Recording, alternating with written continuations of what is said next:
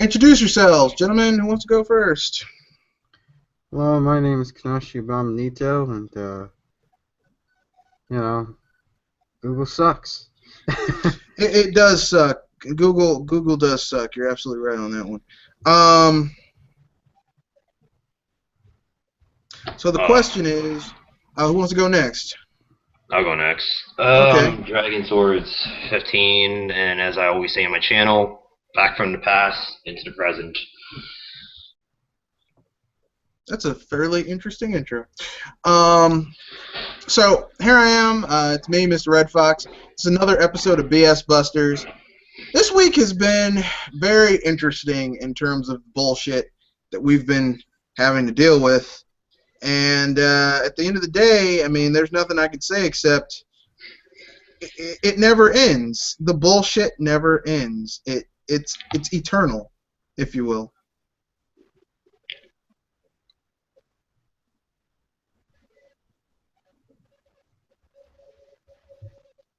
And if you don't know what I'm talking about, I mean, like, anyone heard about that little thing about like how that NX leak from some dude named Gino? What NX leak was that? Well, it was another one of those fake NX leaks where from some dude who had insider information named Gino, but it turned out to be that N4G leak that was pretty much confirmed to be bullshit from 2015, and people literally went and reposted this shit like it was a fact, you know? Yeah, it seems to happen a lot with any new apparatus of any sort that comes out from one of these console manufacturers. Is people will throw anything at the board hoping something will stick. That's why, if their predictions are right, I don't see why anybody would cheer for them, because it's like the whole fortune teller analogy. You have a fortune teller. They tell you that something's gonna break tomorrow, and then the next day a dish falls out of your cupboard. Oh, they're right. Something broke. So it's just like these a lot of these rumors and speculations are so vague that it's possible that they can be true because there was no accurate measurement of what they were predicting. Yeah, it's a lot of bullshit. I mean, I'm tired of people trying to pass bullshit off as fact. It's getting really old. It's getting really old and really, like, I'm getting tired of it. It's getting like I can't. I don't know how long I can deal with it. I don't know how long that. And the thing is that people, and this leads to the main Topic? to the main topic, is that people are getting their underwear in a knot over rumors. Like, if I'm gonna get mad about some shit, I'm gonna get mad about some shit that actually is something worth getting mad about. Yeah.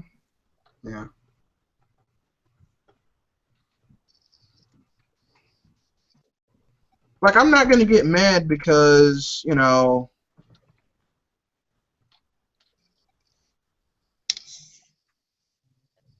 some stupid shit. More like if something really mind-bending. Well, I mean, like, okay, I'll give an example, right? Some people are saying we should boycott.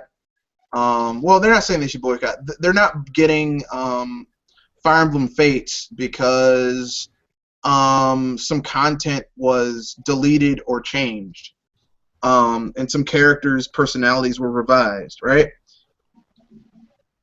But here's the issue: every game has characters that, like, every game has content that's added, taken away, censored. Like, every game, like, period. I don't care what the title of the game is. Every game has stuff like that, you know? Yeah. So if every time a game came out, I basically said, you know what? To hell with this game. I'm going to get, like, you know, this game is too blah, blah, blah, blah, blah, whatever. That makes no sense, you know? I mean, it makes no sense. But that's what we're seeing right now. Yeah. It's people have nothing better to do than to, you know, they're not happy with the current consoles, and it's just not the Wii U that they're not happy with, because if they were really that happy with the PS4 and Xbox One, they wouldn't be talking about the NX. Yeah. They'd be playing their games on those systems if they were happy with them, instead of talking shit about other systems.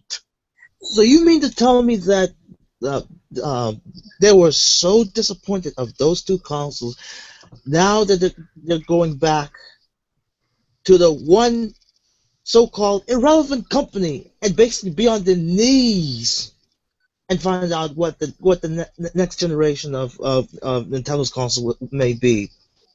Well, I mean, people are Wow. making shit up. I mean, like, people are releasing, like, shit that's been made up, falsified stuff.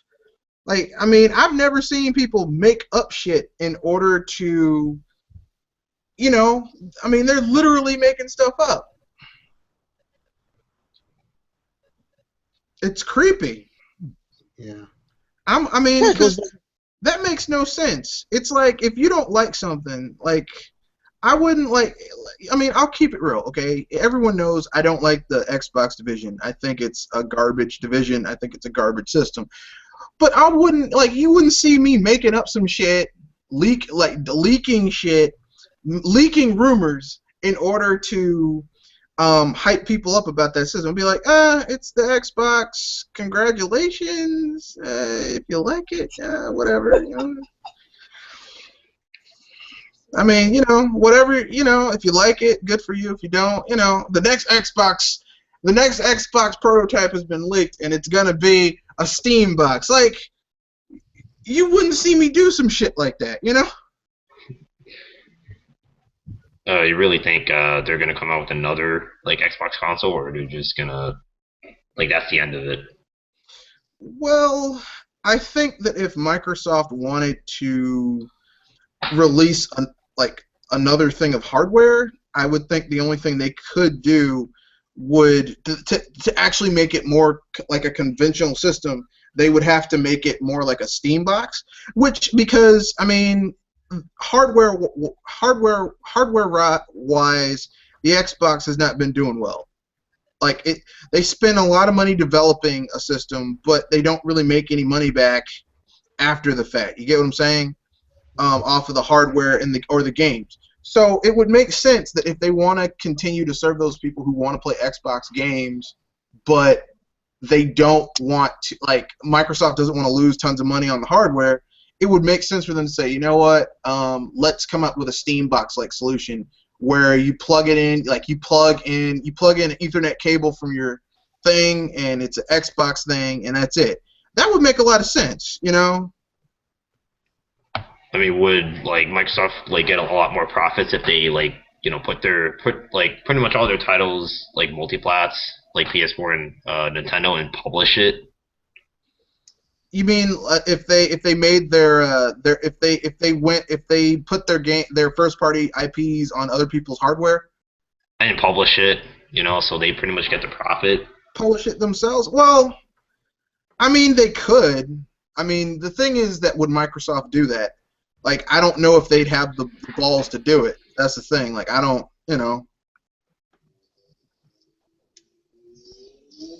Well, only time shall tell.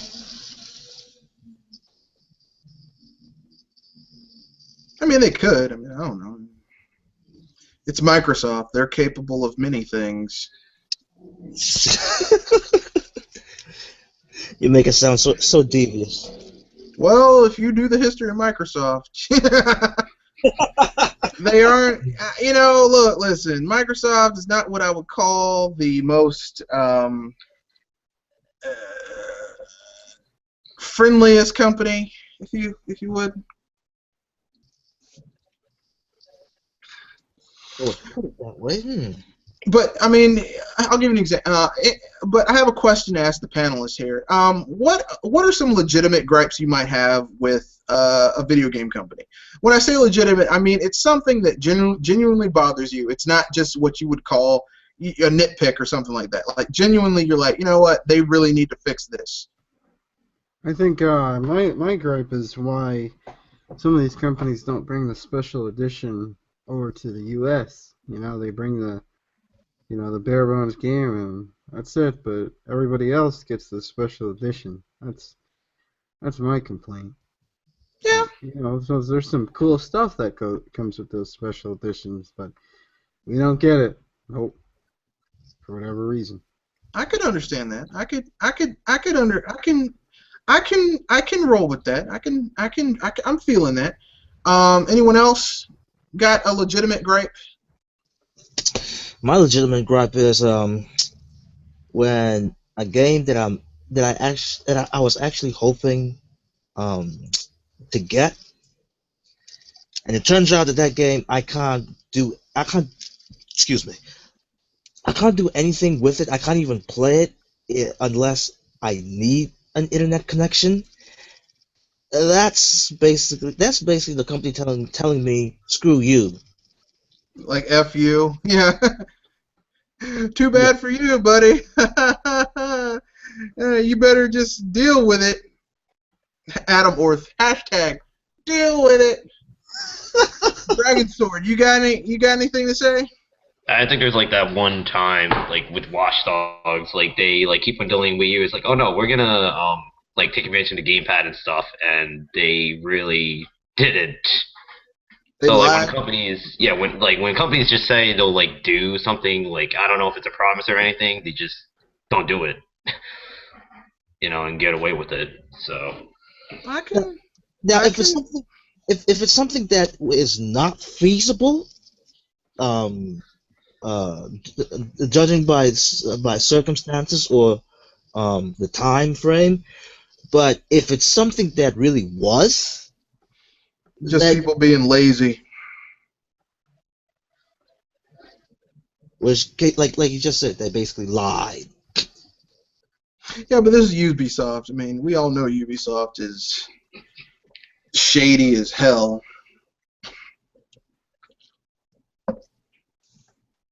Yeah. They're trying to keep that Vivendi pimp hand from slapping them. Where's my money? Give me my money, bitch. I'm Vivendi. I told you, bitch. Go make me some money, bitch. Get back on that street corner. Is Vivendi gonna have to choke a bitch? Oh man, yeah. Yeah, that's pretty rough, but at the same time, I can't really feel sorry for Ubisoft because they've been making a lot of bad choices in these last few years. Yeah. That Nintendo curse got their ass. And I know what some people are gonna say. There's no such thing as the Nintendo curse. It doesn't exist. Bullshit. It doesn't exist. Yeah, there's definitely something to it, that's for sure. I think it's real. I think the Nintendo curse is real.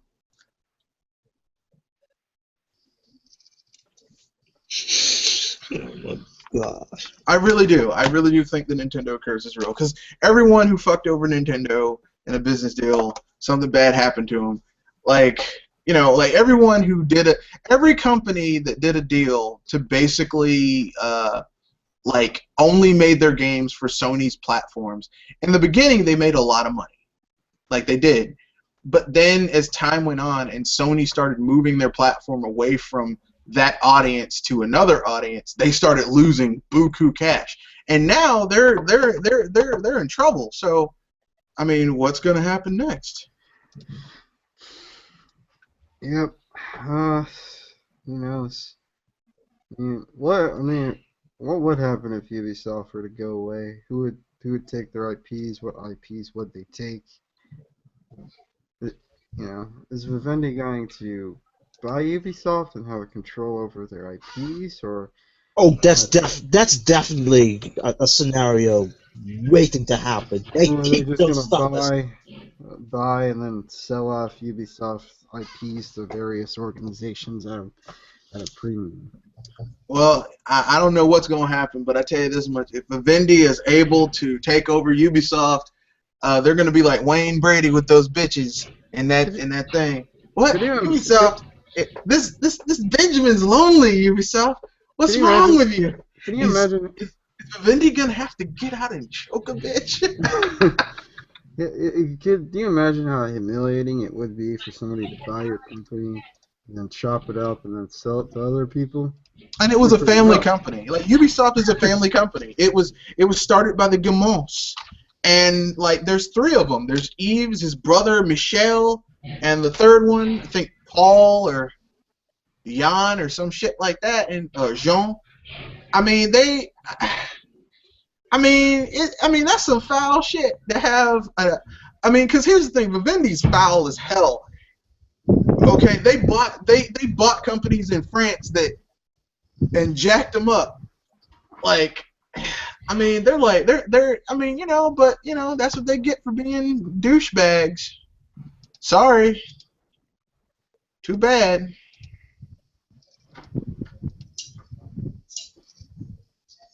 They must suffer and then die. No, I'm joking. They're not going to suffer and then die. But they are kind of douchebags, though. So who here is going to get, so anyone have any other legitimate, they're like, you know what, this shit is jacked up. Legitimate, angry shit that they're mad about.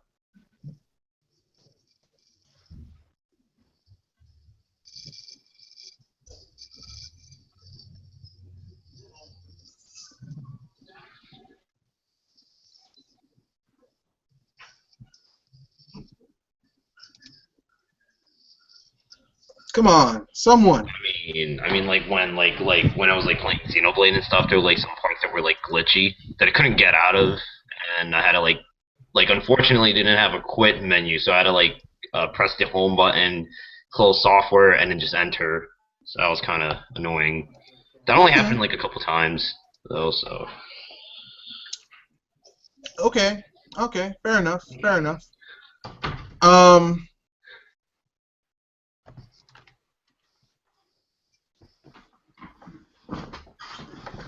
Alright, I'm back. What did I miss? Legitimate gripes with video game companies. Like something legitimate, not like just you angry or a moral crusade or anything like that. Like literally, this is jacked up. This needs to. So and so did this. They need to suffer for it. I think the one legitimate gripe that I think everybody should have is broken ass games, busted ass games that just. I just don't. It's not the fact that. I mean, yes, it's one thing that they're broken, but it's another thing that people just accept it. It's like, yeah. Yeah, that's the thing. People accept it. So it's just like, I mean, at the same time, it's like, yeah, you got what you deserve. You wanted a busted game, so I mean, think how many people out there are defending Street Fighter V right now. They bought it. They bought it though. That's the thing. Like you bought it. I mean, I'm just gonna say this right now. I wish gamers would stop buying things day one, unless unless the company or developer that's making this has a reputation where if they put out something that's garbage, it's kind of a surprise because normally they don't do it. Especially that hip hop gamer fella who believes he's a journalist. He believes. Look, I'll tell you what I believe about the hippity hop gamer. I believe that the hippity hop gamer is the hippity hop gamer. I believe that the hippity hop gamer is not a journalist. I think he's just some dude who pretends to be a journalist, and people let him get away with it because reasons. I don't know. I don't know why these people blindly follow, your IGNs and your game trailers who are silently burning in the very bowels of the inferno, getting their brains eaten out by within the ninth circle of hell. But no, he is not. The Hippity Hop Gamer is in fact not a. He's not a journalist. The Hip Hop Gamer is a paid spokesman. He's not a. He's not a journalist. He's a PR. He's a shill. Yeah. He's a shill. He's not even a PR spokesman. He's a shill. Reggie is a PR spokesman. Yeah, I know he does. His job is to sell you on Nintendo shit. That's his job. That's what Reggie is supposed to do. Right? Like, that's a PR person. Those are like Phil Spencer is a PR person. I know people are like, no, he really cares about me. No, it's his job to make the Xbox division not look like it's suffering as bad as it really is. Like, I love how these people are like, these so and so is for the gamer, when Sony was like, we're not gonna do it, Microsoft did. No, Sony's for the game. They're not for the gamer. They're in their own best interest. And then their best interest at that point was to do what Microsoft wasn't going to do. If Microsoft did and it did that and it worked and people fell for it and people were so willingly, oh well, here's my money, throwing their money at the screen hoping something would happen, Sony would have followed suit. And which they did. I mean, you still have online DRM. Yep. It's just a lot more. It's less. They aren't open with the online DRM with the PS4. They don't even talk about it. They're like, you ain't got to hear about it. I ain't got to tell you shit. At least Microsoft was open about it. Look, I'm gonna fuck you over, and there's nothing you can do about it. But there was something people could do about it. They didn't buy that console, and so Microsoft lost a lot of money. A lot of money. Yeah. So again, Sony was more interested in their best interest. They weren't interested in, pleasing a crowd of people. They were interested in journalists being on their side. And, if it worked out for them, if it worked out for Microsoft, they would have so happily said, yeah, we're gonna do this too. So, but no, Sony's for the gamer. They're the heroes of the gaming industry, even though that they're not really making all that much money off of their PS4. A lot of their profits are coming from their PS3, and Sony's forever. Look, if Sony has maybe one or two more big ass flops, they ain't gonna be forever for long. The Street Fighter V was just, I don't know how that mess got out. I don't know who was steering the ship. They allowed it. It just amazes me. This is the only industry that I can think of where people willingly accept busted products. Could you imagine buying a car that had no brakes and then they charged you extra for the brakes, or said, oh well, you're gonna have to wait for brakes to come out later? Like, you wouldn't buy that car, or you would want your money back. You'd be like, these motherfuckers sold me half a car. These bastards, these sons of bitches sold me half a damn car. Fuck these people. But gamers now, I am convinced gamers now will accept anything. If you paint it in a pretty enough picture, they'll accept it. Could you, and can you imagine, say, going into a movie theater where they charged you 15 minutes? For every 15 minutes, they charge you like $2 for that movie. It's like, No. it's crazy. Or even better, they charged you full matinee prices for half a movie, and then it's like to be continued. And it's like, oh, but I thought this was a full movie. It was only like half a movie. Oh no, you get we'll have the rest of it. We'll have the next of it in like 3 months. I mean, no one would accept that. Be like, what? I know some people would be like, what about Harry Potter or The Matrix? Well, those were two separate movies that were, that had a specific story that they wanted to tell. Yeah. Well, actually, The Matrix had a really good story in the first movie, and then because that first movie did so well, they shoehorned in 2 others that no one cared about. Yeah, I've not heard good things about the second movie. Was terrible. I only liked that 5-minute fight scene between Neil and Mr. Anderson. Mr. Anderson. Yeah. Mr. Anderson and Agent Smith. Agent Smith.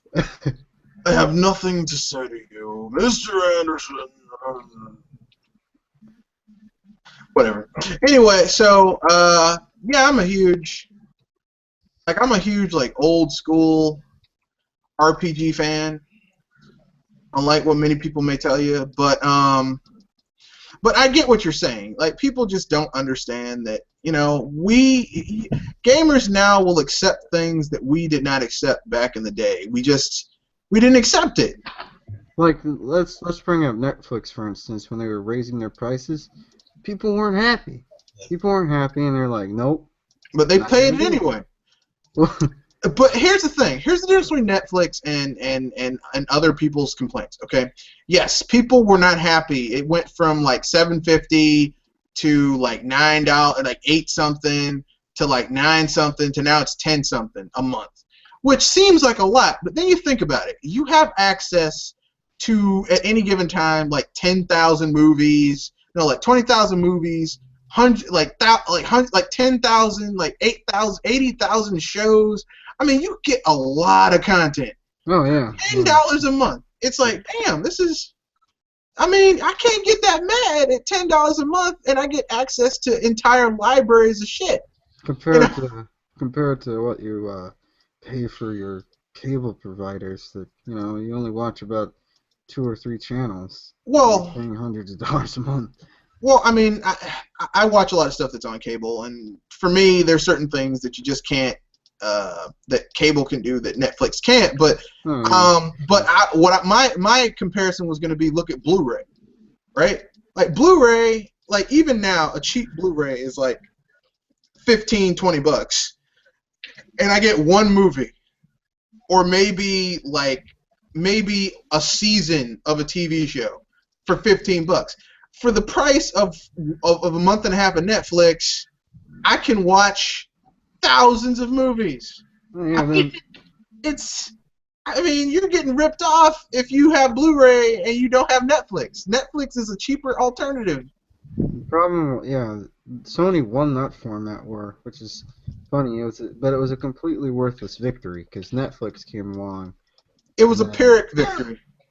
Exactly. It's like, damn, man, you won, but you destroyed yourself in the process. Congratulations. Yeah. But that should be Sony's mascot. We won, and destroyed ourselves in the process of winning. Sony.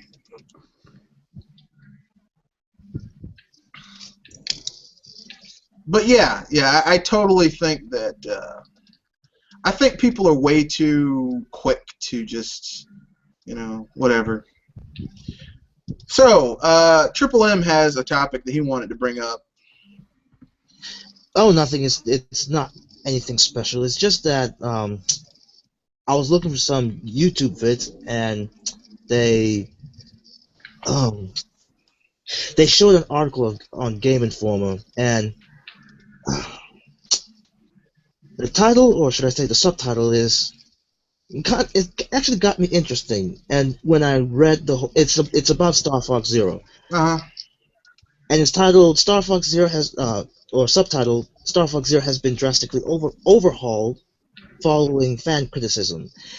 And I don't know why, but I guess I like torturing myself, so I just read through the entire article, and for some reason, there is no sentence whatsoever that actually goes back to that subtitle.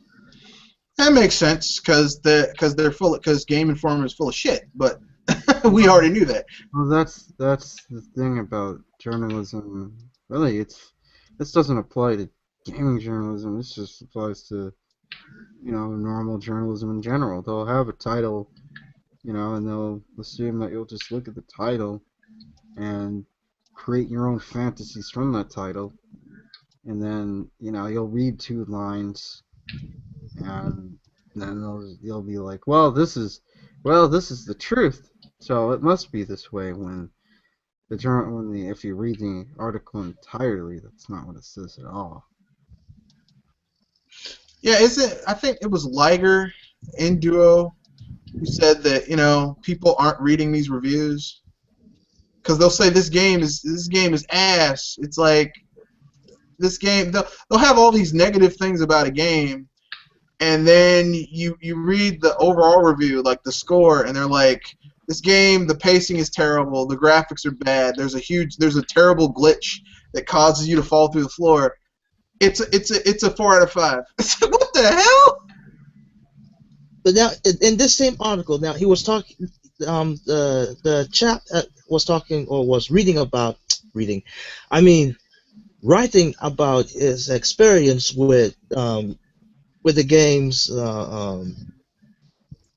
with the older games in the franchise, and one particular line really caught me off guard, saying, "So when I tell you that the Star Fox Zero E3 demo, which he means the one from 2015, left me feeling a bit flat, and the subsequent interview with Platinum and Shigeru Miyamoto had me concerned about the game's depth. Know that it comes from love. Know also that after playing it a couple of weeks ago, I'm feeling worlds better about Star Fox. Now, I'm sorry. Now, forgive me for being blunt, but wouldn't this be like the same scenario when Super Mario 3D World came to be? When that first and I'm not even going by the demo, but on the reveal of the first trailer for that for 3D World, when everybody went madness, and then even after when the game came out, there wasn't any reason why people went mad. Yeah, it was, because it wasn't exactly what they wanted, even though most of these people know nothing about making games. It wasn't exactly what they wanted, so they need to get mad. And then also concerned about the game's depth. And I'm like, wait a minute. Since the reveal of Star Fox Zero, didn't the developers say that they're practically going back to how Star Fox 64 was made? So why the bloody hell should you be concerned? And also another part, when he played the 2015 demo, that he said that that he can't use smart bombs or such artillery that is a mainstay of the franchise. And I'm like, chap, I don't know if you know this, but that's a freaking demo. And at that time was the first reveal of Star Fox Zero. So why the bloody hell should you be concerned about that? Yeah, that makes sense, but I mean, once again, it makes sense. I mean, we can't apply sense to these things, Look, people now just make shit up. Not to mention these people aren't journalists anyway. Hold on. I was just so you mean to tell me so this writer here. So you mean to tell me that all the experience that you had with 3D World and even games before that, you would think that you don't need to have such concerns for future installments of other franchises if it's not perceived AAA. And when it comes to Nintendo, And Platinum. Yes, and Platinum Games. A company that hasn't made a really bad game in years.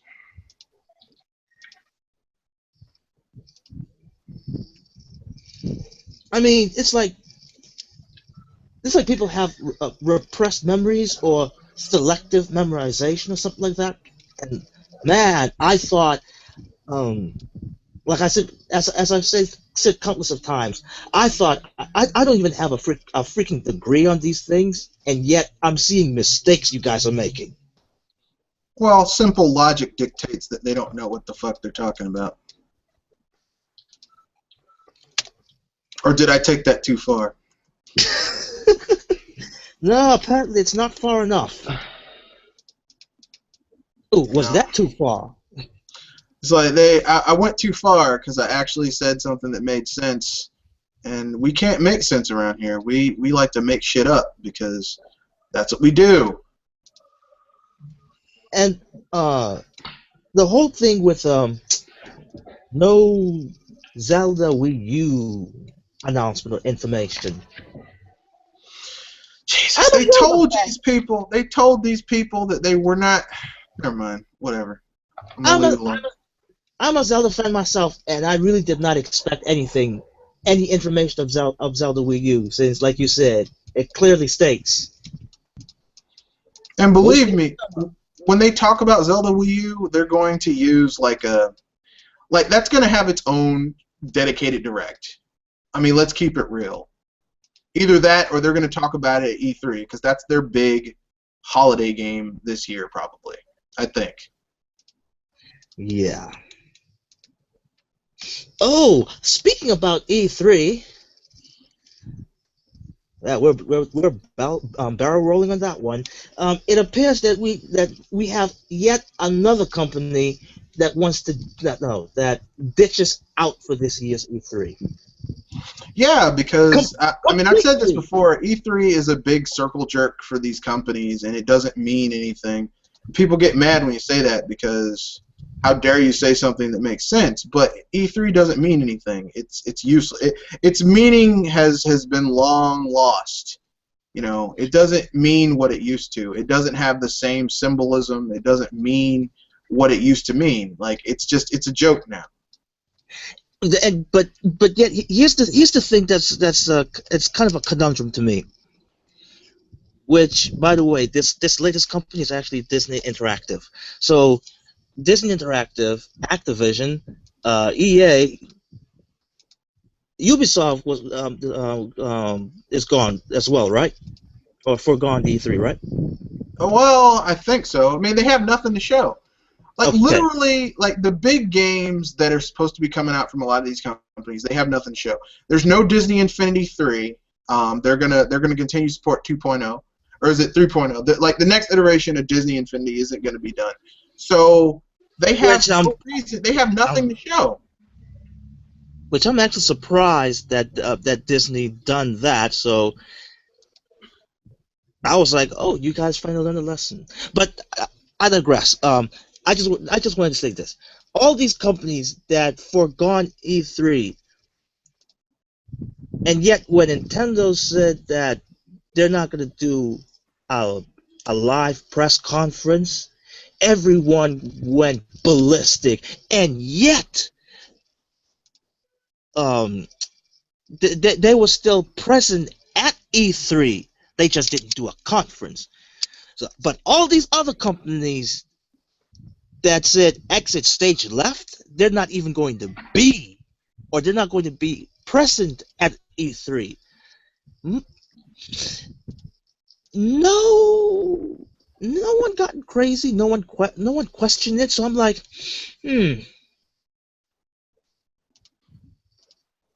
what's going on?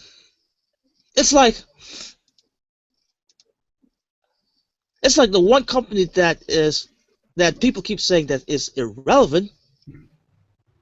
People has their eyes on it, But when these other companies are basically doing the same thing, but more like they actually go, they're not even going halfway. No, they're going all the way. No one bats an eye. And I thought those companies are supposed to be irrelevant, so they would be talked about more. Oh well, maybe that's just me looking it at a different perspective, since I'm possibly I'm one of the few that are possibly different. Fair enough. Fair enough. It's just that. Any thoughts, Kanoshi and Dragon? Wait, so EA and Ubisoft is not getting like a press conference like last year? Well, last year they had a press conference. Well, I mean, yeah. I'm just saying, like they're not having a press conference like this year. Well, they're skipping. They're doing their own thing. The entire point that he's trying to make is that last year these same people basically said Nintendo.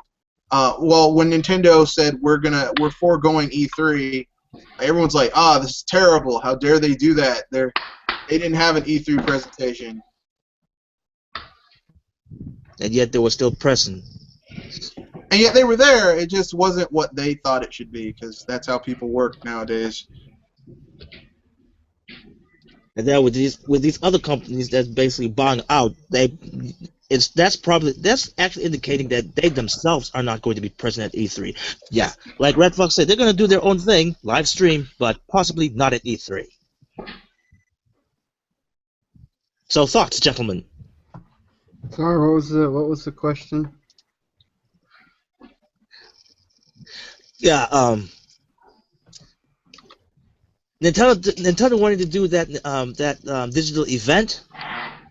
People went crazy, but yet they were still present at E3 for the Treehouse stream, but with these other companies that one by one they're dropping out E3 altogether.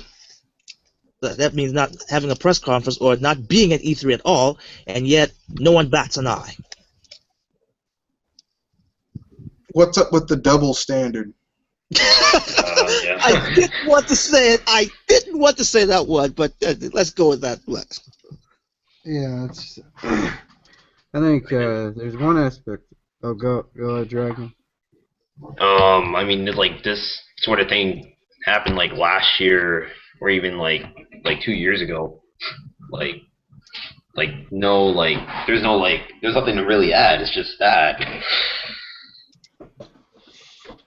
Yeah, I mean, at the end of the day, it's just, I mean, it's bullshit. I mean, what else can you say? And we know it's bullshit. We know when we're being, people know when they're being handed a line of bullshit. Okay. Well, there's one aspect of it where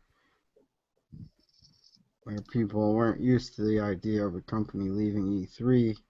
Then there's the other aspect where if Nintendo dares stray away from the norm, then they're wrong. But when they but if they don't get with the if they don't get with the times, then they're wrong. So my problem is, which is it? You want them to stray away from the norm? You want them not to stray away from the norm and just, do what they've been doing all this time, or do you want them to get with the times? Like, I just don't understand. Yeah, but hasn't it always been like that? Like, whenever Nintendo gets with the times, people get mad. They're like, how dare Nintendo have all this DLC for Fire Emblem Awakening? Yeah, like everybody else. And everybody's like, oh, I mean, look, I say this jokingly, but look at new Mario Tennis games. Like, Nintendo's getting with the times, coming out with the half-finished games. Yep. You want them to get with the times? There they are. Well, I have to disagree with you on that one, just because that game. Look, listen, that game was made for a specific crowd. It was not made for quote unquote everybody. That game is made. It's a pick up and play game. You know, like you get there, you pick it up, you play it, you call it a day, and then you go do something else. Yeah, you play a couple of rounds and then that's it. So yeah. Yeah, I mean, it's not really, it's not going to be like for everybody. Nothing wrong with that. But not every game is made for everybody. Some games are made for some people. Other games made for other people. And frankly speaking, I wouldn't want to live in a world where every game was the same. Like, I wouldn't want to live in a world where games were just made for me because I'm very eclectic. And there's got to be other people playing games in order for other people to make money so that games can become profitable so these people have the money to make the games that I want to play, And it's not even full price. Now, if it was full price, I would have picked up a pitchfork. I mean, it's like I was kind of mad that Paper Mario, the paint one, the new one's coming out, is more Paper Mario Sticker Star. But Sticker Star is the second highest Paper Mario game ever selling. So no matter how mad I might get, these people are these people are running the business. They're trying to make money, Yeah, I mean, people get so upset about Game Center now. Like, again, Endo brought this up as an example. Oh well, we have, people were complaining about Animal Crossing New Leaf or whatever it's called, the Animal Crossing board game. People were mad about that. They were pissing vinegar and you mean blood for days. They were pissing blood, man, not vinegar, blood. I think you mean Amiibo Festival. Amiibo Festival, yeah. That's still over like 2-3 million, I think. That's still a decent amount of money, and that game definitely wasn't expensive to make. Exactly. So it's just like we as a community have to realize not every game that comes out is going to be made for us. Exactly. It's not going to be made for us. And people need to get over it. I mean, people are like, this game wasn't made for me. Exactly. It's not for you, dummy. I'm gonna quote Red Fox from Sanford and Son. It's not for you, dummy. Well, don't don't buy. Yeah, exactly. If you don't like what's coming out with it, don't buy it. There's other shit for you. It's like, I mean, I hate to sound harsh, but not everything is made for you. Some things are made for other people. Some things are made for different things are made for different customers, Like, it would be horrible if every game that I owned was basically made for certain people. That would be horrifying.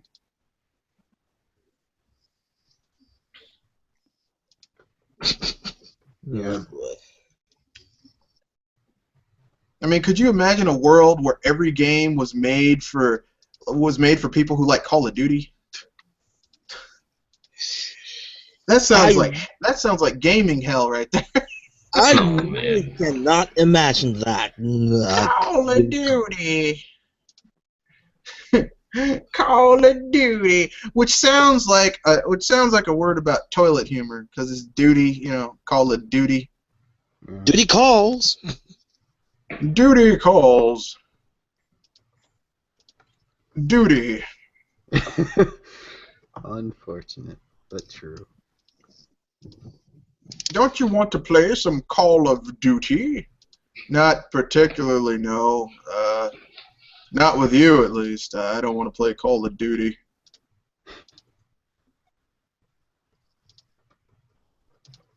Let's see. So yeah, I think E3 is certainly a antiquated at this point, especially with how quickly and efficiently information can come out. Yeah, they can cut out the middleman. So what do they need?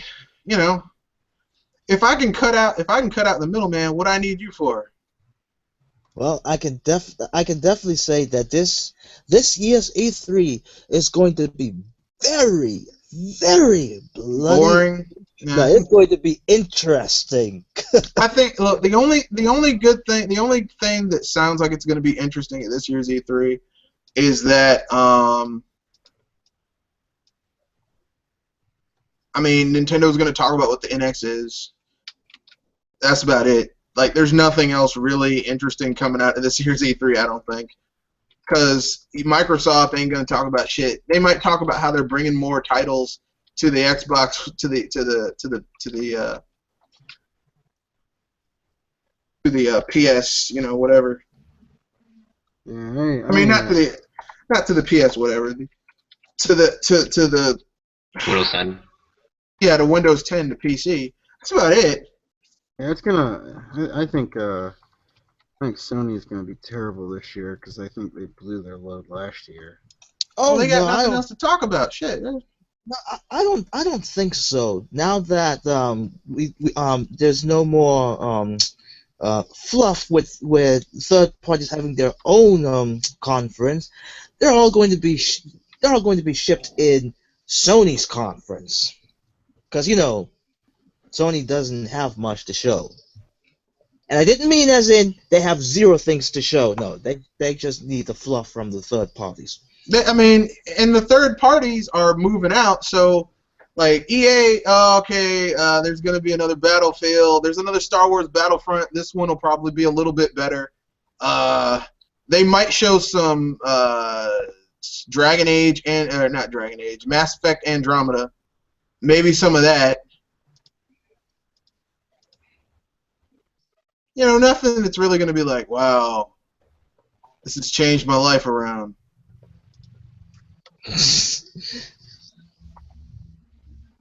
No. Gaming was sucking, but then these people came in and gaming got better.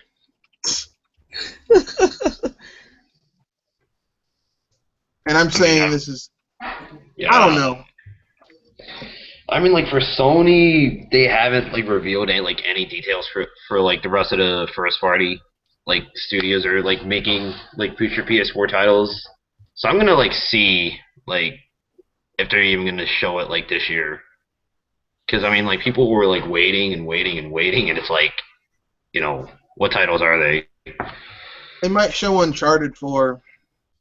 No, Uncharted 4 comes out before E3, I think. Don't they have Ratchet and Clank? Oh, Yeah, wait, but that comes out before E3 too. That's coming out in April, I think. They might show Horizon, Dreams, whatever Sony Ben is doing, whatever Sony, whatever the rest of the first parties are gonna like pretty much have. And I don't know about The Last Guardian, maybe that. The Last Guardian. You know what? I'd be freaking surprised if they actually got anything new to show for The Last Guardian. And I mean new stuff, not the not that I'm going to say that's actually pre-rendered clip that been spruced up. I am so unimpressed with what I'm seeing out of Sony. I haven't been impressed by something coming from Sony in a while now. I'm just like, whatever. Sony, meh.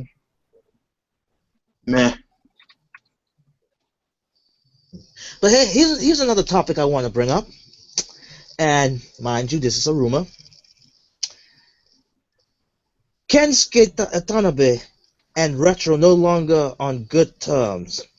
Sakamoto could be the new NCL producer. Okay. Do I have to call bullocks on this? Well, I mean, personally, I think it's bullshit anyway. But if they want to go for it, go ahead. I'm not gonna. It sounds like bullshit to me, but what do I know? I'm just a dude.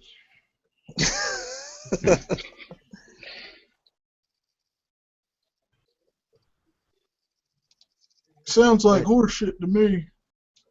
But I'm just a dude. What about I you? don't know. Oh, nothing. Dragon?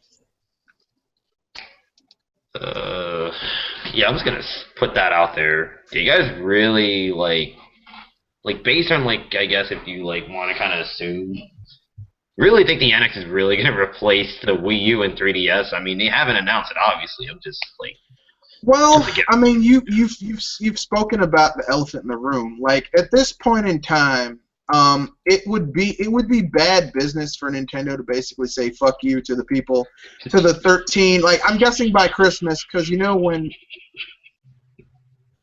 when Zelda Wii U jumps off, that's going to sell maybe 3, 4, 5 million. That's going to sell a lot of copies. So, I mean, it's bad business to say F you to those people who buy that. You know what I mean? Yeah.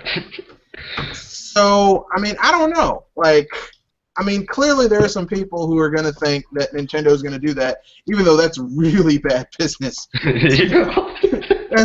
That's really, I mean, literally, that's like the worst thing you could possibly do is just say F you to all those people. Because I think Sony did that. I mean, not Sony. Sega did that, and that didn't work out too good for them, if I remember correctly. Maybe I'm going crazy. Maybe it's me. I don't know.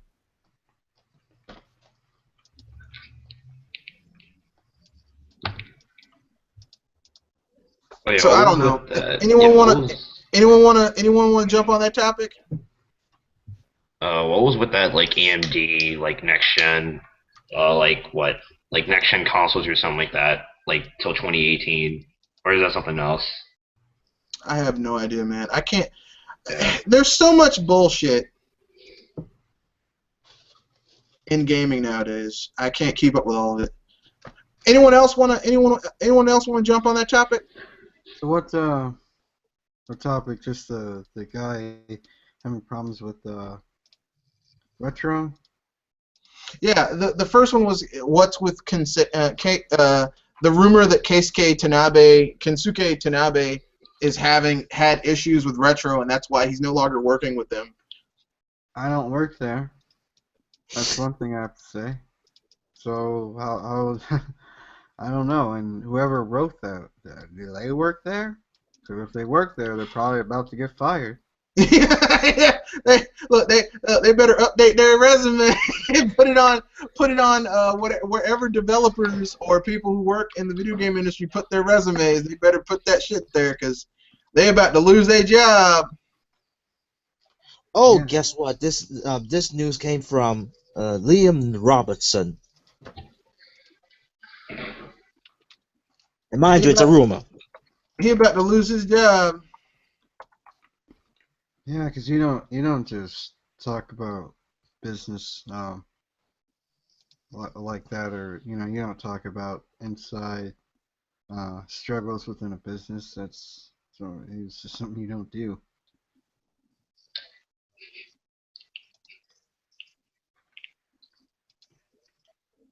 It's kind of weird about that you got a rumor and I think it was just a few days prior that Retro Studios revamped their website.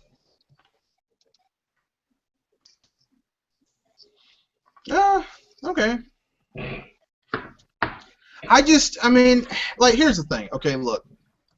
Businesses, it's been like 6 years since Retro updated their website. Clearly, it was time for them to update their website anyway.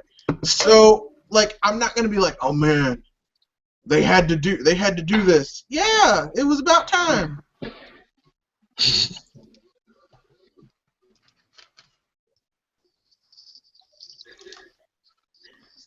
Yeah. But another topic, and we've already some of us might already discussed this before, but the whole that blowout between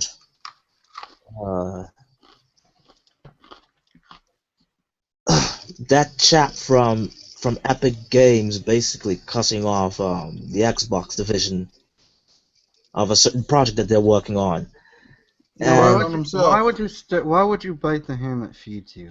especially considering that Epic has had Microsoft's dick in their mouth since the 360. But here's the thing. I was recently reading a book. What, that too far? That too far? Really? No, I Went think too that's far No, with no, that it's one? not too far. It was just right there. Carry I on, mean, Pop. because Gears of War, Cliffy B, come on, man. Because like you just said, the Epic Games is one of those companies that's very involved with Microsoft. So how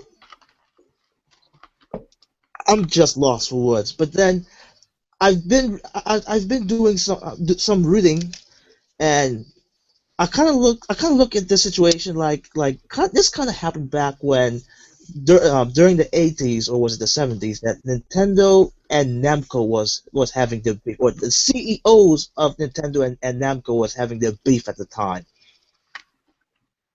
Okay.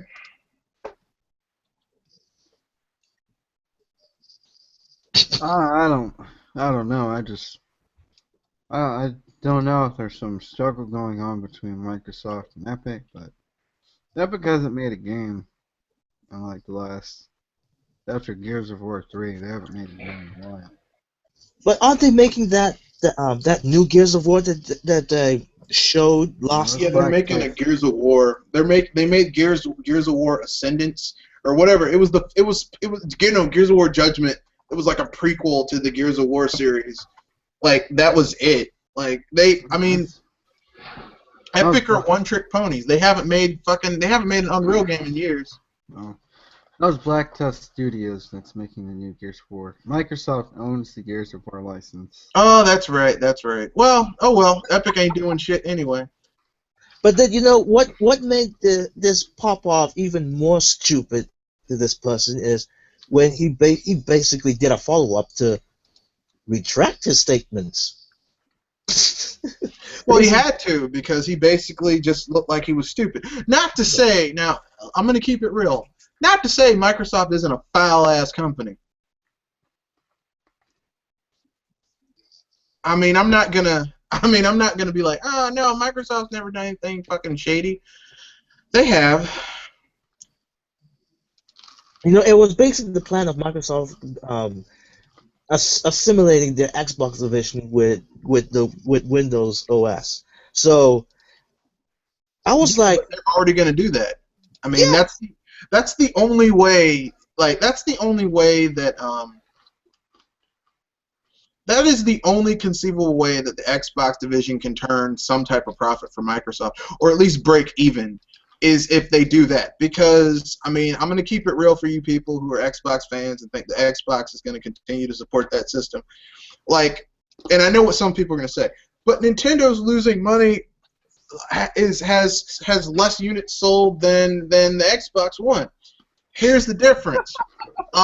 Wait, can I break up on that? I think people counted the ship numbers. I think. Well, even if look, I'm giving them I'm being liberal with my estimation. I'm giving them the benefit of the doubt.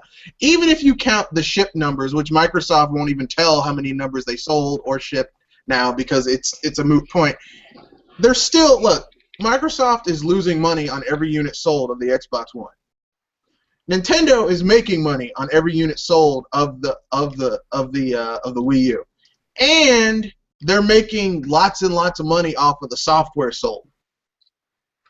Yeah, the problem is you try to make that argument. No, they're still not selling a lot. They're still not selling what they want to, which is true. But what's the purpose of selling a lot of units if you're not making money off of them? Mm-hmm. That's what people can't seem to grasp or understand. It's like they don't understand. You're winning this popularity contest, but what are you getting out of it? You're still a business at the end of the day, and you still have to make money. Exactly, and that's what's hurting the Xbox division, is that they've had 3 gens of the original Xbox didn't make money, the Xbox 360 didn't make money, and now the Xbox One ain't making money. So if you still wanna, and here's the thing, the money in console, being a first-party console manufacturer, isn't actually in making the consoles. The money's in the software, but Microsoft's first-party software sells a little bit better than Sony's, but it's still not that good. And Sony's first-party software sells like ass, and Microsoft sells first-party software sells like half a ass. So really, it's not selling that well. It's not, so the only thing they can do, if we have an install base, when they had an install base of 80 million with the Xbox 360, they still weren't really turning a profit off that console. So, like, and that was with Halo 3, Halo 4, those, like, Fable 3, shit like that. Like, even their first party games weren't selling well enough for them to make money on an 80 million install base. Well, now it's over 100, right? So, I mean, if they can't make money, like, okay, the Xbox 360 is still being supported, so that's 100 plus million, and then, the Xbox One, let's say 15 million, okay? So 115 million, you still can't make money off your first party software sales? You fucking suck. The only thing they can do right now, which is why I don't even think, even if they leverage the Windows OS platform, I don't even think it's going to help them, because if you can't make money off 115 people, 115 million people who own your shit, I mean, the 80 million on Windows in the U.S. alone, on top of that, you think 200 million is going to help you? Yeah. I mean, if Nintendo can make money off of, let's say, 60 million 3DSs sold, plus 12 million Wii U sold, that's 72 million. They can generate like $4 billion in revenue in 9 months, plus carry a surplus. And your ass can't even do that with 115 million install base? Seriously? Yeah. Yeah. I don't see it happening. I know that's hard for some people to understand. They might not, they get mad, You ever think Sony's gonna get out of the vent? Like, any ways Sony can kind of like get out? I think the only way Sony will get out of the hardware business is if they're forced out, and the only way Sony will be forced out of the console manufacturer business is if they have maybe 2 or 3 really big flops. I think if they fuck up not the Oculus, their little version of VR, because they already said they're selling it at a loss, and we all know Sony and peripherals do not go hand in hand together. Yeah. Ironically, when you say that, then it's the Morpheus Touch. Whatever. The Love Glove, Morpheus Touch, whatever the hell you want to call it. I don't think any of this shit is going to work for these guys, so... I mean, like, a way for like Sony to kind of like get like profit, or like get out of the what is it? Like the situation they're in right now, like any way? I don't think it's going to work out. Like, here's the thing, okay? In order for Sony to get themselves together, they're going to have to fire a lot of people. They've already fired a lot of people and sold off divisions, but it's not enough. And they're going to have to become small enough to become competitive again. But they can't do it because they're too large, right? They've got a movie studio. They bought the rights to Ghostbusters from Paramount, and they're going to make a Ghostbusters movie. And it's like they're so desperate to make it work, they're trying too damn hard. They're doing another Venom movie. It's like, no one, Jesus Christ, you people just don't get it. Sony is 1 step forward, 2 steps back. Yeah, I don't get why, if they're in such dire financial straits, why are they making this virtual reality helmet? It makes no sense to me. They should take that money and focus on first-party studios, unless these people who are trying to sell VR know something that we don't know. Yeah. Which is definitely a possibility, but at the same time, I figure you would focus on virtual or focus on first-party studios. Maybe build a VR helmet around a console later on. I don't know, but just shoving a VR helmet onto a console just feels like Sega 32X to me. you know, the Genesis and the NES had VR peripherals, and they sold abysmally too. The only the only way I can see Sony turning the ship around, and getting out of the hole, is if they, like, they're gonna have to trim the fat. A lot of people are gonna lose their jobs. A lot of people are gonna get fired. So that's gonna hurt. It's not gonna look good. And then they start reforming first-party studios, because I've said this before. The money in the video game industry is in first-party shit, like making shit to sell your shit. But it would require Sony to fundamentally change how they think, because Sony is a tech company. They sell you a product, and then they make you buy the format to use that product. So they sold you the Walkman, right? Like, the first Walkman was the cassette Walkman. They sold you the cassette Walkman to sell you the cassettes. They sold you the CD Walkman to sell you the CDs. They sold you the DVD players to sell you the DVD format. They sold you the Blu-ray player to sell you the Blu-rays, right? They sell formats. Like, now they're pushing PSN, PSN Now, PSN Plus. They're trying to sell you a digital format. And it doesn't really work for them. It hasn't worked for them for the last 20 years. So, I mean, whatever. I don't know. Like, that's the only way I could see them getting out of the hole, but can they do it? I don't see it happening anytime soon. If their ideas hold merits, they might. Probably not, though.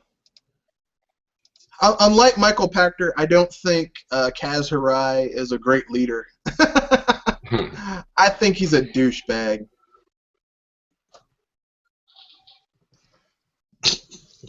Yeah, I don't know, man. Everybody, there's so much faith in Sony.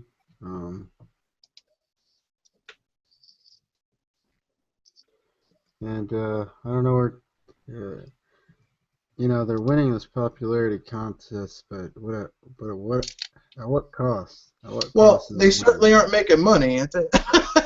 Popularity and 50 cents won't get you a cup of coffee. No. Especially, definitely not. Not even a venti either.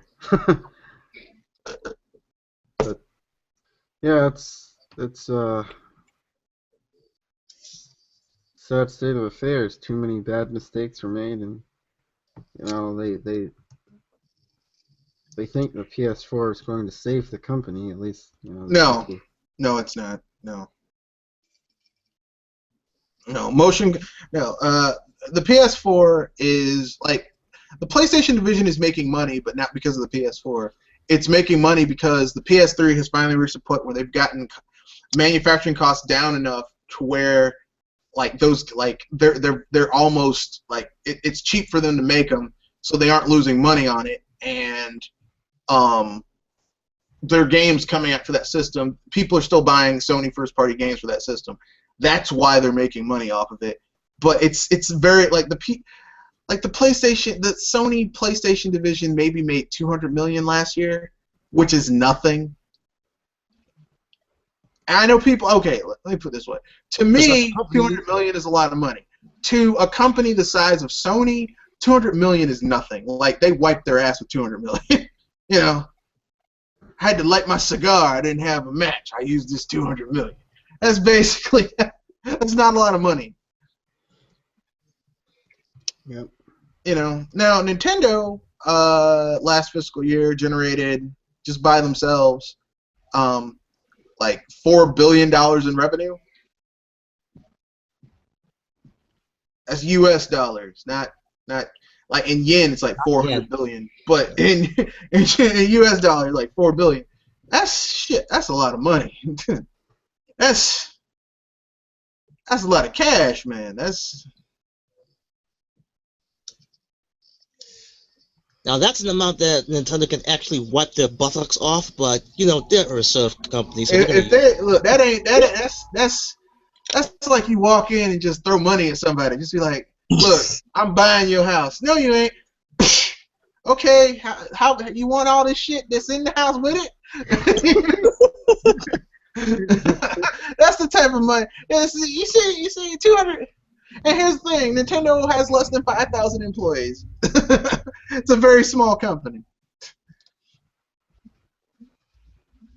Ooh, That's they have a. People are sitting here acting like Nintendo. Well, Nintendo's gonna die soon. They're gonna go the way of the dodo bird. While you have Microsoft over here, and then you have, you know, Sony over here that's not making hardly any money off of their content.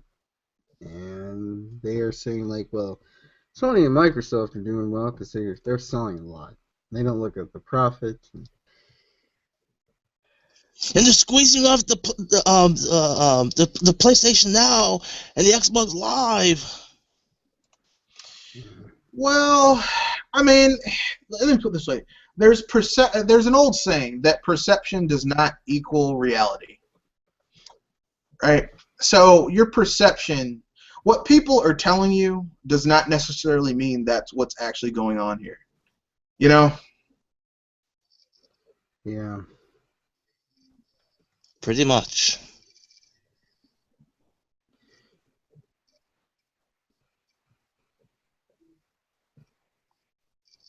Well, anyone else has a topic to bring out? Yeah. I'm Anyone gonna want to bring actually up anything post an before we leave? article. I'm gonna actually post an article right on the chat and see how you guys are gonna pretty much comment. If you Okay. expect, these the next like PlayStation, Xbox, and like successor to Wii U to come out at like 2018. Because I mean, I like heard Poppy 2K bring this up and just kind of just say like pretty much expect like the ninth generation to come at that time, but like what we just said with the NX being like if that were to be a successor to the Wii U, I'm not. Okay. It's an article up. Okay, let me take a look. Okay, AMD. It's kind of ironic when people keep saying that the NX is coming this year, and yet you got this article saying basically have to wait for 2 more years. So Well, it's saying 2018. I don't like. I could see AMD making a custom card for Nintendo. But I don't see I could see them making a custom card for Nintendo. I don't see even if they made a custom card, I don't see Nintendo going for VR because they already tried it and they were like, no, fuck this shit. And I mean even VR now, I don't see VR as being you know. it's kind of ironic because I'm seeing a subtitle saying next generation consoles will be based on AMD's GameCube architecture. Yeah, I mean AMD used to be ATI. ATI made the PowerPC architecture for the GameCube. Yeah. So it would make sense because Nintendo loves using PowerPC architecture, and ultimately you get better games from PowerPC architecture.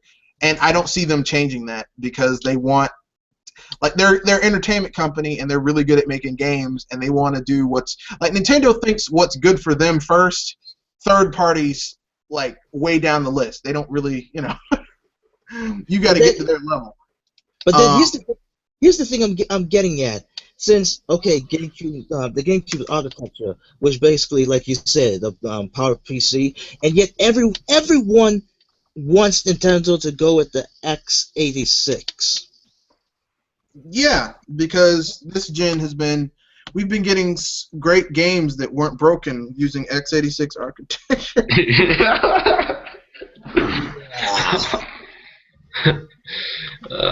These games are just perfect. It's like so we're going full circle here. When you hear consumers, I can't even call them customers, more like consumers because they just bloody consume anything. But yeah, consumers want that piece of turd, but yet this article is saying differently. So I am sorry, but I have to ask this: how many people think that they're very what was the word? Oh yes, Accurate. no, out of touch.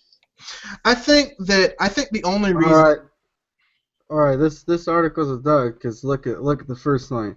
We recently received some new information from sources close to AMD about the company's future plans, and one portion of it naturally includes the next generation. You know, they didn't mention the names of their sources, so they might as well just be unicorns at this point. Might as well just be talking to unicorns. Yeah, I checked the Google, like, Poppy, like, mentioned about it. I checked, and I'm, like, thinking, wait, rumor? Okay, I'll check other articles, and then it's like, okay, like, I checked, what was it?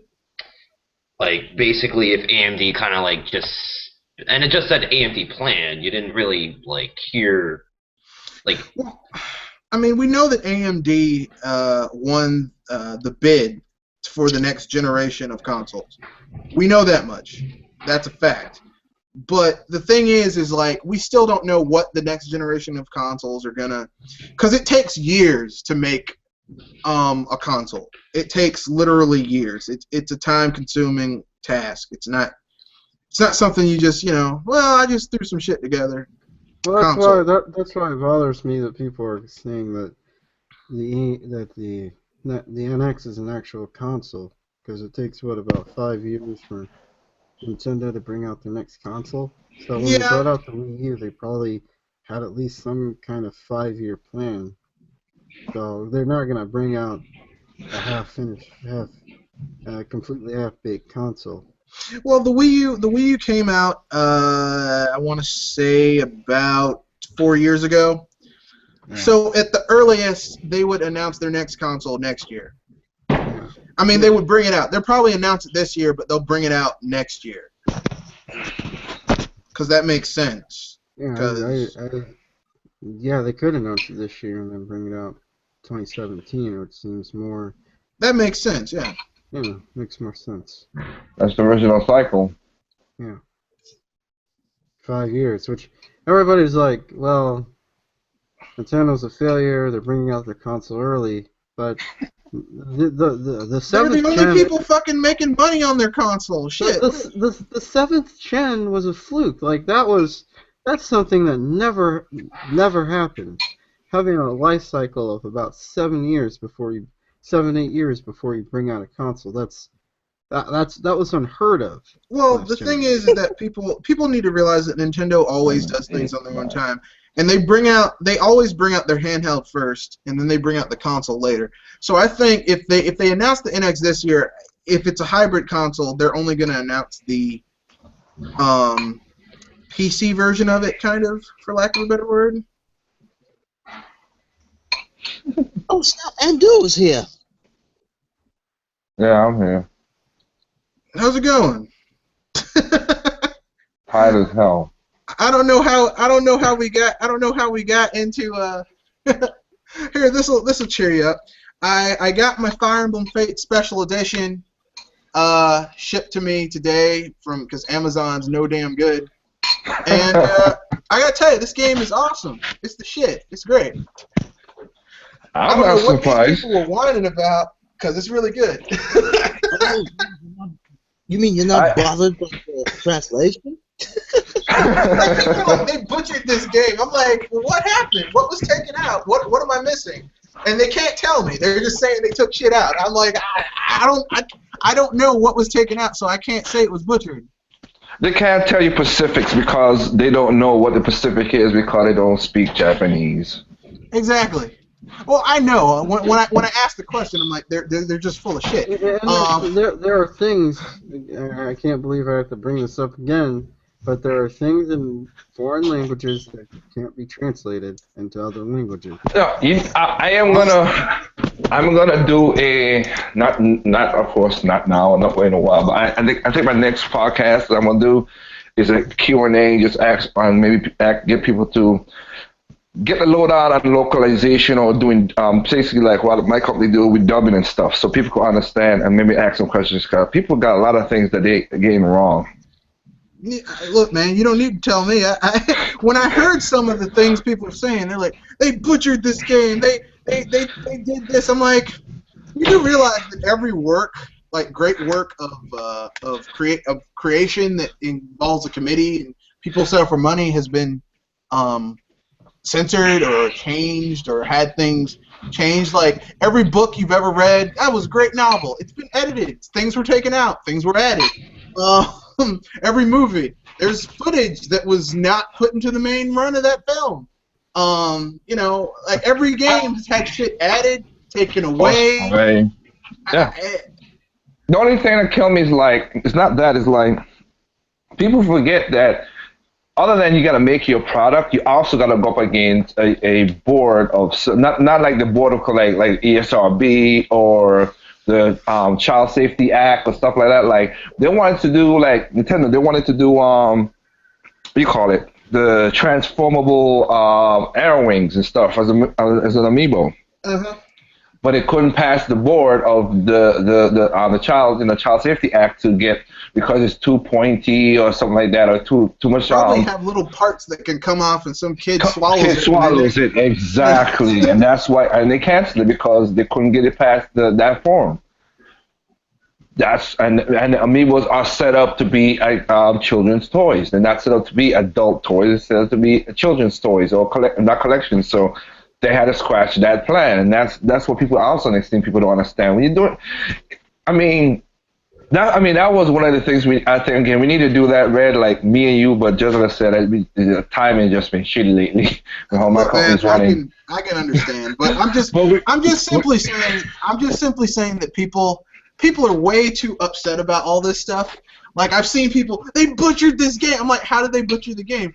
I'm not going to buy it because they butchered it. Well, if you tell me what they did, if you give me specifics, I can, because every game that I've ever loved, that I like grew up playing, has been censored. And if every game that's been localized and had shit taken out or added for the audience, that it's like, if I didn't play those games, like I only play Tetris and Pong. Because even Pac-Man had name change. In Japan, he's Puck-Man. In America, they call him Pac-Man. They wanted to call him Puck-Man, but people could have changed that P into an F, and it became a completely different character. Yeah. Well, I mean, it's like, I'll give you a good example. Like, we have Project Crosswind that just came out. Yeah. And they keep the Japanese dialogue right there. And I ain't, like I said, because I could speak a good amount of Japanese. I'm listening to them Japanese dialogue. I'm like, and the translation, I'm like, that's not the translation. The subtitle is not that translation. But of course, they won't know it. Huh? Yeah, they do the best they can, but some No, I know, I understand that, but I'm just saying, but people who some of these people that are shouting this stuff, I could put that stuff in front of them, and they won't know that those phrases was not that word. Because even sometimes, look at this, like sometimes if you watch some animation and stuff like that, and we do the translation, some of the subtitles will have the person's name in it, and in the Japanese thing, they never said the name at all. Just try to make sense, because you have to also convert it into, because remember, okay, see, this is the thing that kills about Japanese and English. We read differently. We read right to left, then read left to right. Everything is backwards in certain ways, so you have to reconstruct a sentence that's different from in Japan. That's true.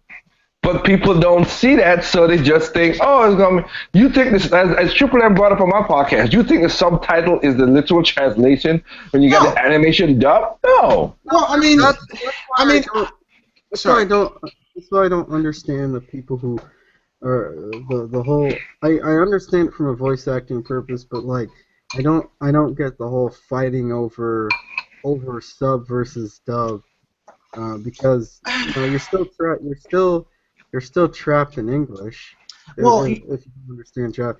Like, I know you listen to the subs because you prefer the voices better. That I get, but now, I'll give you an example of why. Because basically, typically speaking, over the last 20 years, the closest you could get to the original translation was with the sub. because the sub could convey the idea of what the dude is saying over them just basically voicing it over. Because, I mean, like, if you've ever watched any of those old kung fu films, and the guy would, like, still be talking, like it'd be, like, 3-4 sentences, and he'd be like, no. It's like, well, I mean, clearly the dude said a negative statement, but, I mean, all you get is that it's a negative statement. If you have the sub, it's like, okay, I can get a general idea of what this guy said. Like, you know, like, nani means what in Japanese. You wouldn't get that from a dub, because a dub, they just have a dude's voiceover. Like, you wouldn't know what the guy said.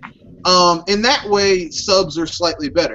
But even then, a sub is not a perfect translation because, I mean, Japanese is reflexive, right? Like, most of it is reflexive. So you don't, like, a guy will say, you know, it's raining outside, you know, I'm wearing this jacket.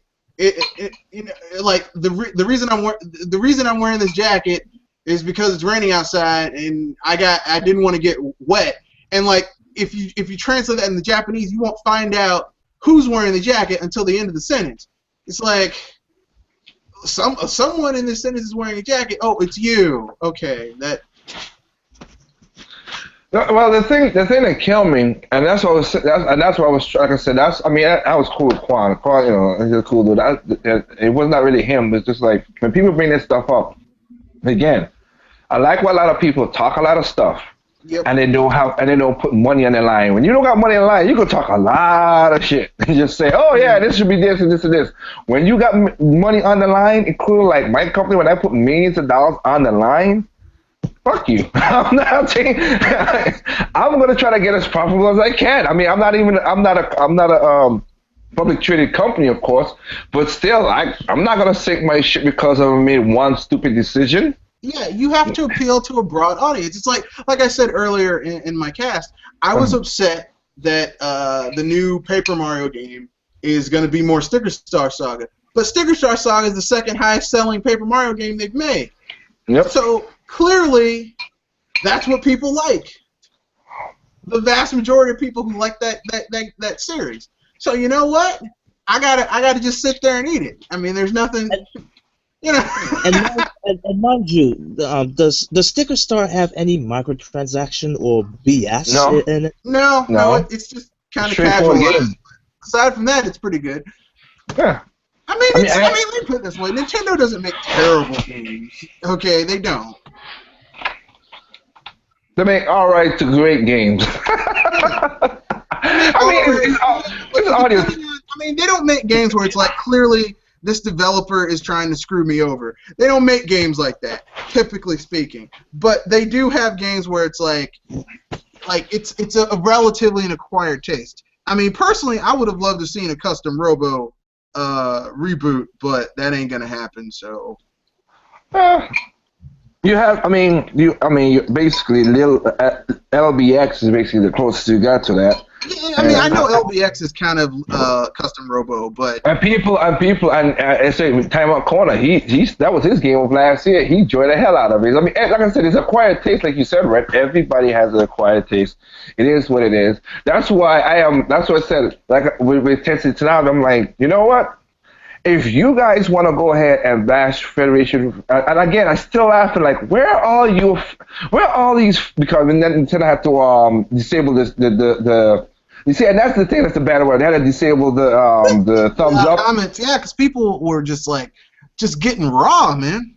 No, the comments are still there. The thumbs up and thumbs down. That's what they had to do it. They had to disable it because it was too much thumbs down. Like, oh, all of you guys are Metroid fan. Where the hell you guys were with Other M? Oh wait, you didn't like Other M. Where were you guys with Metroid Prime 3? Oh yeah, you wasn't there. Echoes 2? No, none of y'all were there. So yeah, why were these people then?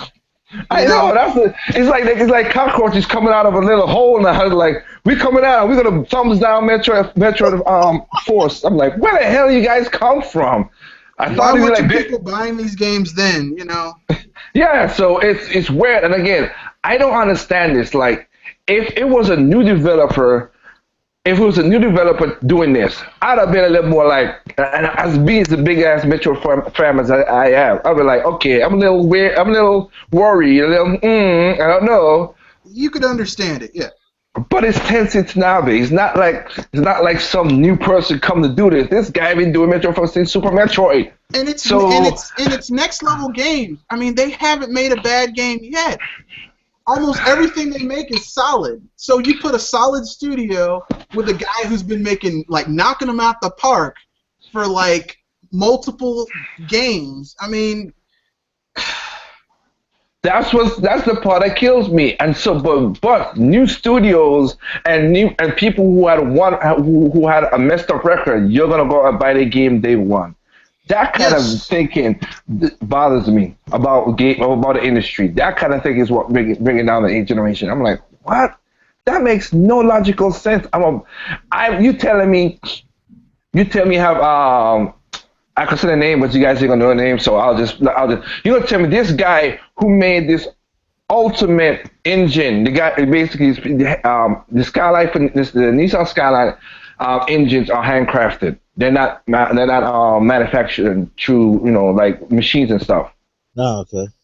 So these guys basically, Nissan seals the compartment so there's no dust and nothing inside in the plant, and make these engines, these GTR engines, from hand, and do everything they can do and put it together.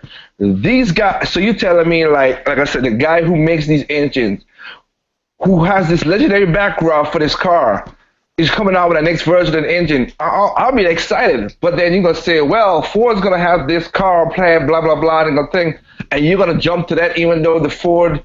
And I could tell you this from when my mom bought me a Ford, when she bought her Ford Focus brand new. I'm like, no, I'm not, because she bought a Ford Focus brand new when I was young. Like I think back in 1996, and that thing gave her problems all the way through. I said I would never buy a Ford Focus. Ford Focus has come a long way now. But that's solely my thing of buying a Ford Focus back then.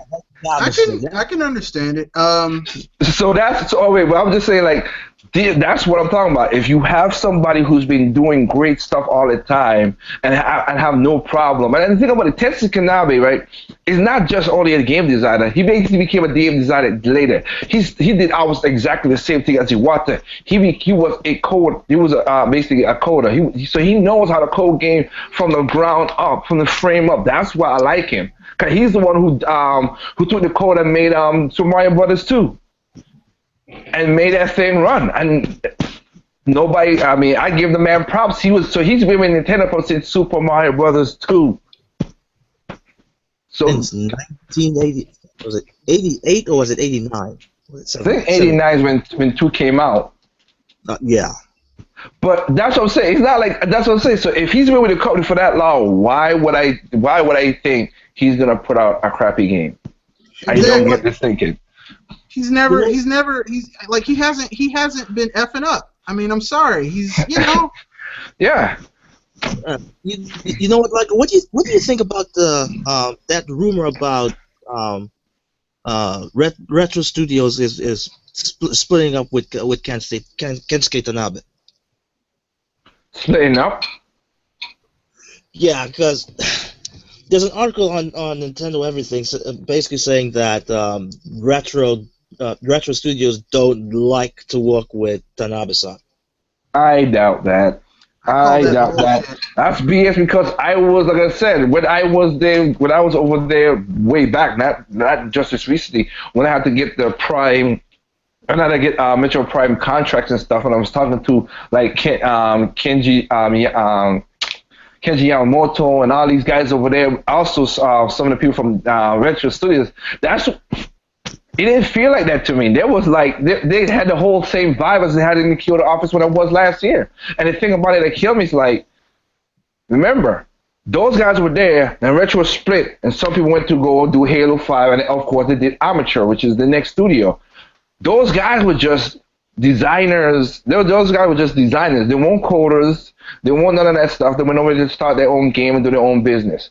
So basically, the people who had a fault with Nintendo, if they had it or they just wanted the freedom, they left. This is the core people who wanted to work with Nintendo, so I doubt that. Yeah, I mean, it sound, and not to mention, I mean, on top of that, but here's the thing. Look, these people are getting paid money, right? They look, if Nintendo, if it comes down from the top, look, we're making another Metroid Prime. This guy's gonna direct it, and he's gonna lead your team.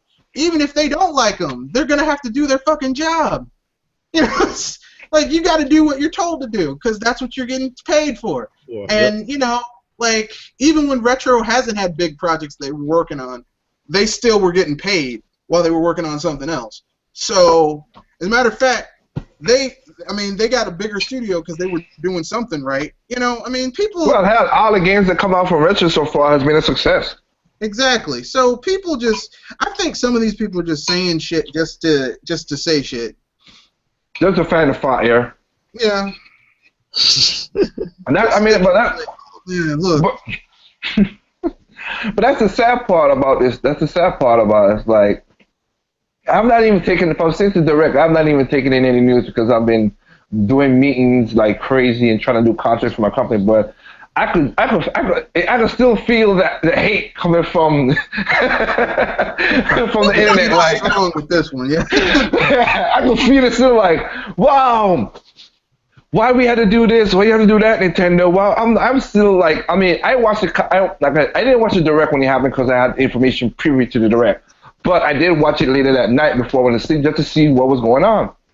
And I looked at the comment section. Oh God, yeah. For the Nintendo YouTube, and I was like, that was bad. Huh? It was bad because one, everybody like, we're no NX. I'm like, they said they're gonna. The thing said no NX in it. And no Zelda U. That's what the prompt out goes to say. No NX, no Zelda U. People still want Zelda U, and NX. So that one I just like pushed away because y'all are ignorant.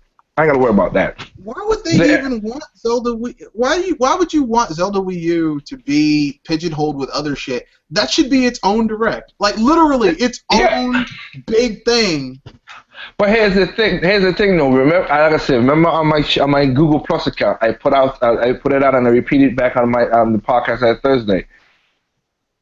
When games get announced, everybody wants to find out all the information the announcement or like years out before the game get released. But when the game gets released, nobody wants to do their daggone due diligence because why would I buy a game? Because you all go and buy games that are broken or messed up, whatever. So there's a disconnect between when people researching for stuff.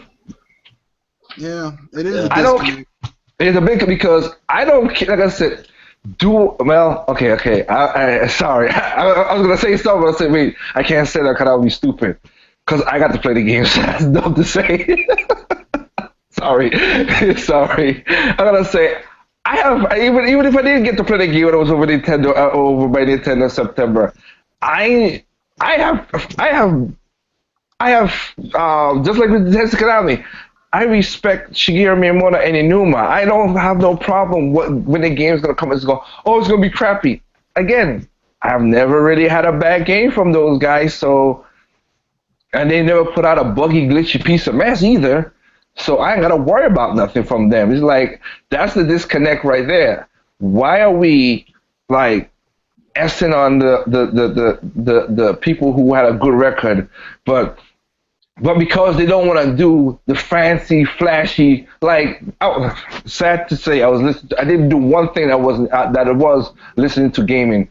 It's my, and I don't know how to call it. It's like I shouldn't do this, but I do it just in case. So it's kind of like the old Art of the War. You still need to listen to your enemies just to know what's going on. So I was listening to NVC this week. I was like, you know what? You guys just killed me with this thing. Because they were talking about, PS9's like, well, I don't like the graphics. It's not flashy enough. I'm like, wait a minute. You're talking about Star Fox not being flashy enough because you don't like the art style direction, which not many... Nintendo doesn't go for realistic art style in the first place. And the one game, which I'm getting like 2-3 days from now because Amazon messed up my order, that really went realistic. That game aged poorly because it's very realistic looking. Whereas the other game, they used the same engine from the latter game to make the second one, has a very whimsical graphic style, and it's timeless. It's timeless. Wind Waker versus Twilight Princess. So people just need to, you can't take IGN seriously. These are the people who gave a game a bad score because they had too much grass. Too much. It's a game about traveling. It's a game about traveling in the ocean. Too much water. Yeah. That makes no sense.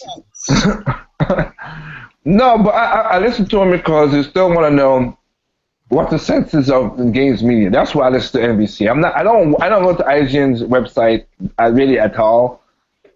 But I just want to see the senses of things. And that Pierce, like I said, sometimes Pierce Snyder say stuff that makes sense. Sometimes Pierce Snyder says something that it makes me want to it makes me like, what the hell is this guy's talking about? So. So Jose Otero and Brian Altala, even they got their own problems with this, but they're talking about, they enjoy the game, Star Fox is this, whatever, and Pierce like, yeah, but he doesn't have that, you don't have that pizzazz, you don't have that flashlight. What the hell are you looking for? And it's funny that now it looks like he's also transforming into that same thing like everybody else, the whole graphics over gameplay, which is kind of sad. Doesn't bother me. Star Fox. When they said you can scan the Star Fox amiibo and it goes retro and like starts playing the retro Star Fox SNES music, I'm done. That's all I need to know because I don't like Star Fox 64 like that. And so if I can go back to the original, I'm happy. I don't like. Everyone's like, I want to be like Star Fox 64. Why? They've done this in 3 other games, and the sales progressively got worse. Do something different. Well, Red, come on. But the game is basically Star Fox 64. I know. You know that. I'm not a big Star Fox 64 lover, so I'm like, if it's not like Star Fox 64, I'm not going to be angry.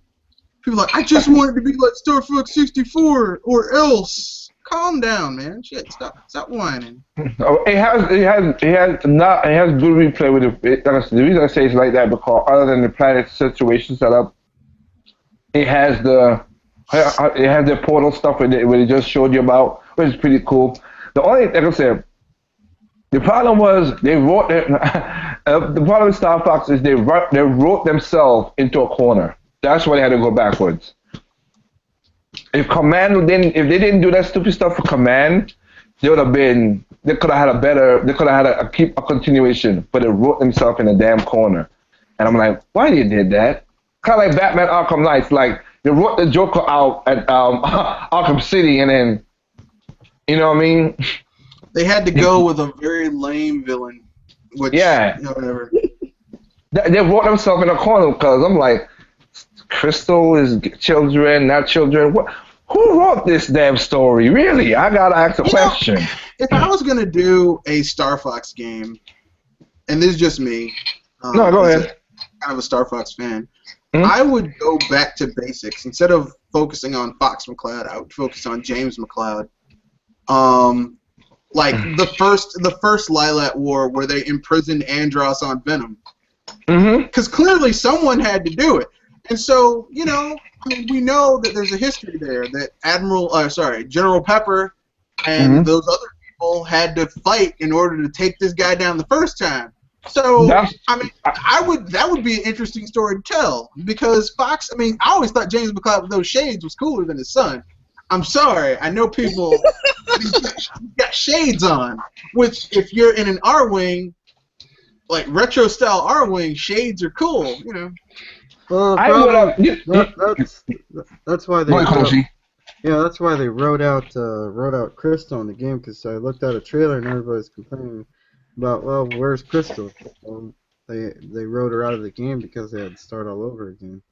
Well, yeah, Crystal wasn't remember 64 was before Dinosaur Planet, so Crystal was never there.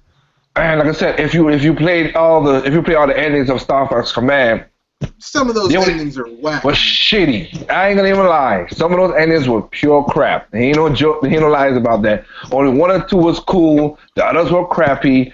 You know what? I say 3 because I had to give it up. At least Slippy was gave some tail. At least they didn't make him look like a little punk. Look, he got some. Look, as useless as he is most of the time, at least he got some He got himself a wife, and he got himself he got himself a wife, and he got a bunch of kids. I'm like, oh yeah, Slippy's a little pimp. Go ahead, Slip, get them girls. But he had that. But the other two was the one where I could have worked with Star Fox when Crystal left and Wolf and which is kind of funny because that would be a good stuff for F-Zero as when Falco and Falco told Fox, hey, forget Crystal, let's start doing racing. And it became a team for the racing league.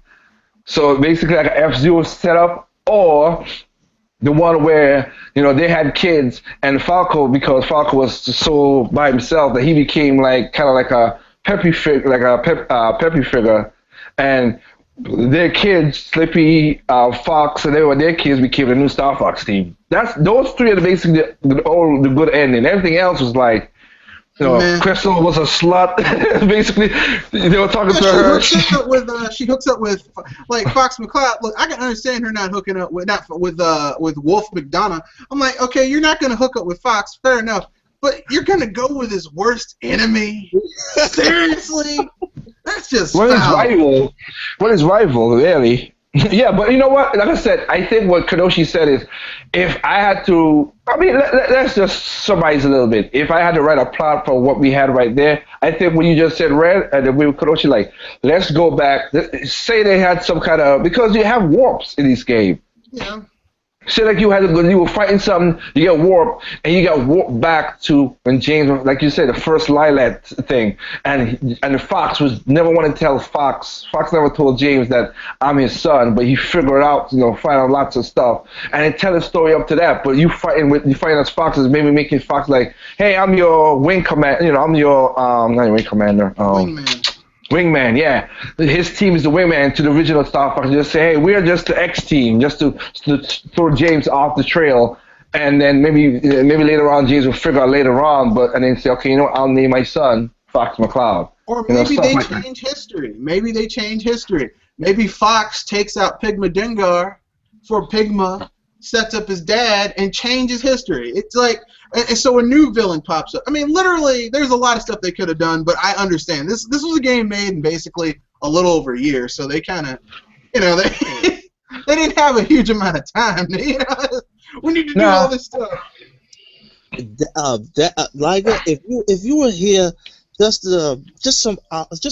sometime earlier, then you would have flipped on an article that I was talking about that. They were basically writing about Star Fox Zero. Yeah, but that's just which is what, dude. Which is what? I mean, I can say which is what. It was from Aerogame. I gotta find it. I gotta find it back. Aerogame? What the hell is that? Eurogamer. Eurogamer. Oh, Eurogamer. Oh, okay, Eurogamer. Okay. I mean,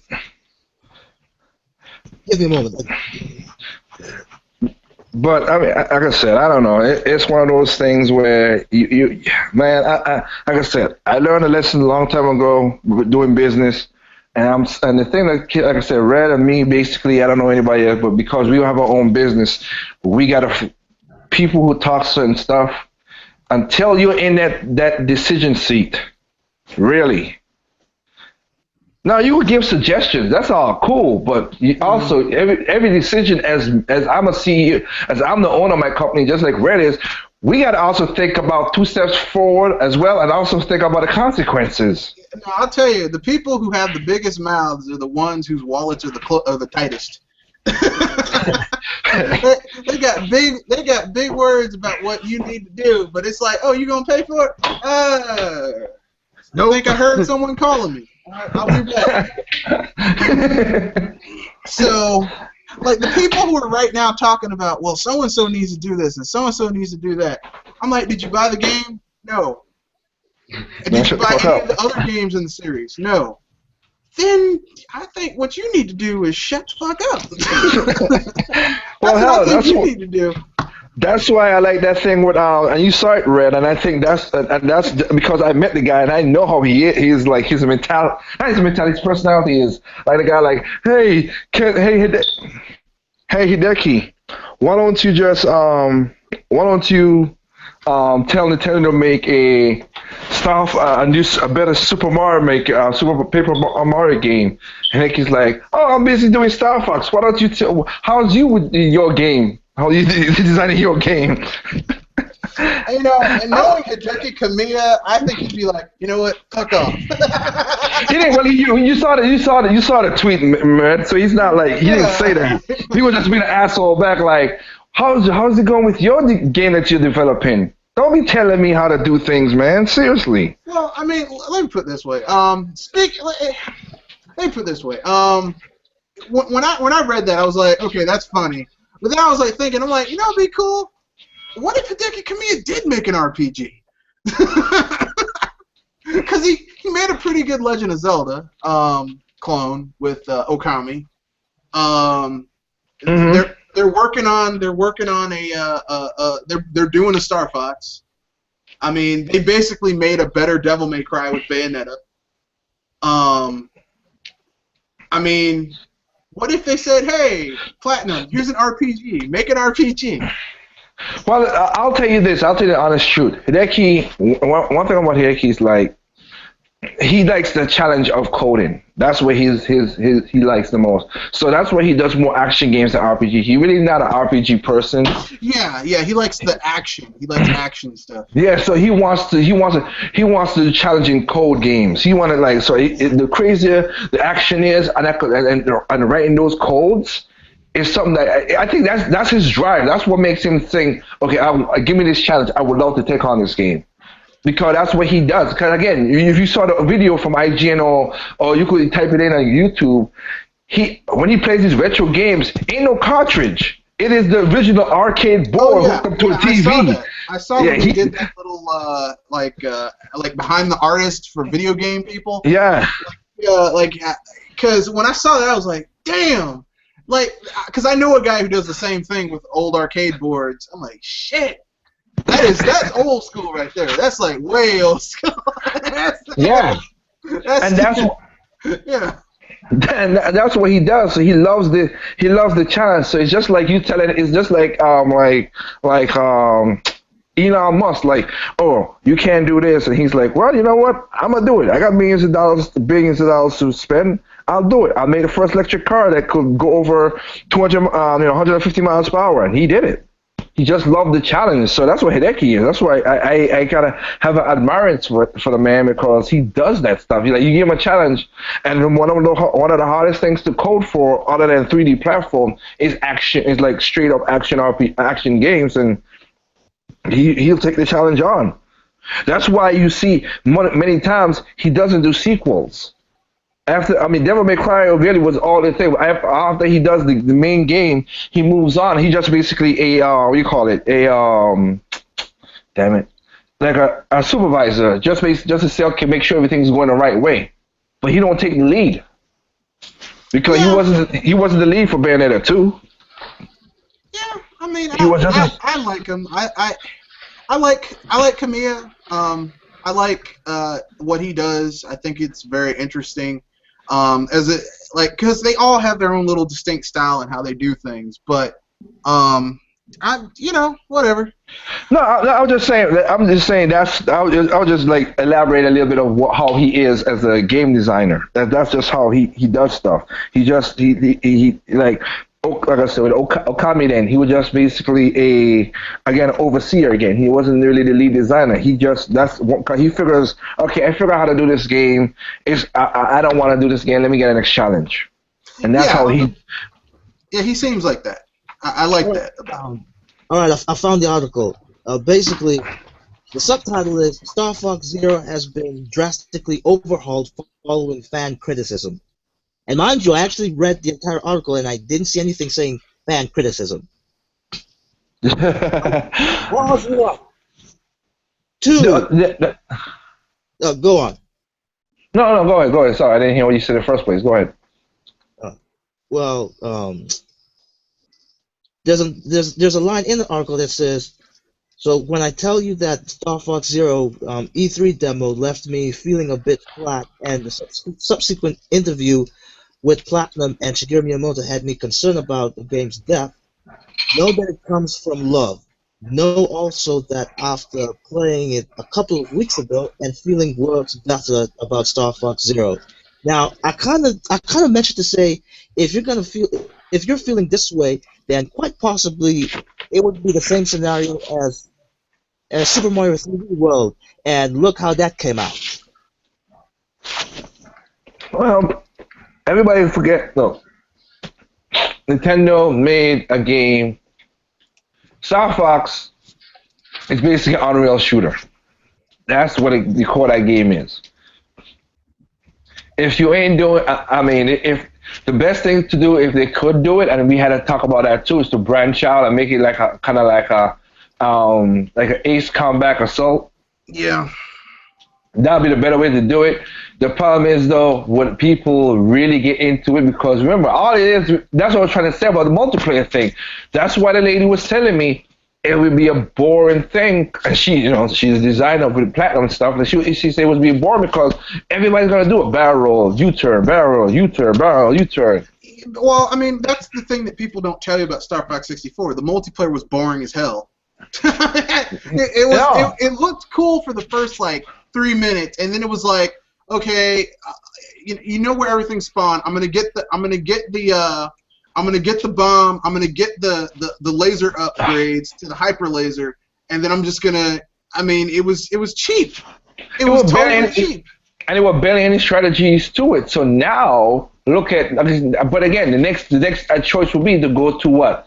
Ace Combat. But you know how hard it is to get when you play that game to get behind that person in that game. Exactly. So you think all those people are gonna go if they do a Star Fox like that, which I would enjoy. Don't get me wrong, I would enjoy that. But with the mass people, frustrating. Yeah, thank you, Red. It would be frustrating because as someone who used to play the F-16, F-14 flight sims back in the day with the multiplayer, it's like you could spend 30, 40 minutes trying to find the person you were trying to shoot. Well, you ever played a game called Aerofighters Assault? Oh yeah. On 64. Yep. Yeah, that game also, and I have that game, and it's a fun game, and it's an arcadey kind. I like it because it's arcadey. It's technical, but still arcadey. Because remember, you had a super beam cannon and all these weird handsome moves you could still do. But you had the flares. You couldn't go certain ways, and also the bosses were big mechanized robots and shit. But whatever. But the problem was, once that person get out, if that person's behind you and you had to use like 3, 4, 5, you had to drop a bunch of flares to get out of the damn way from him not hitting you. And then when you try to get behind him, he could have easily pulled a move. So it was one of those things where you had to strategize how you're gonna take down the arrow fighters that was on your ass. The walking things in the bottom, that was no problem. No problem. Including no problem. You had to do a strategy, including the part where you had to be I forgot where in South America when you had to take down this thing before a timer, but you had all these battering rams, like not that's what you call it, right? Batteries, like how the bases have all kind of Gatling guns shooting at you from the side of the mountain. Anti-aircraft stuff. You had to take each one of them out to get close to that missile to take it out, and you wasn't going in there. You're not going in there gun-ho thinking, oh, I'm just going to use a special move. And nah, you had to strategize. Now, I love that game, and if Star Fox became that game, that would be fun. But I played that game with, because it's 64 out of 4 players, whatever. I played that game with a couple of my friends, and they didn't like it because they were like, oh, man, this is too, like you said, it's too frustrating for them to get used to that. Yeah, so, I mean, listen, at the end of the day, this is going to be another thing where people are going to bitch about.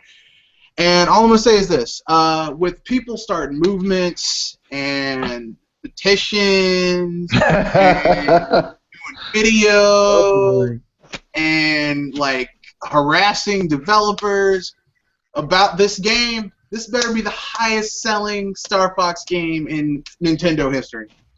To this point. If it's not, I'm going to go get my beaten stick and find some people who complain about this. They're going to get beat.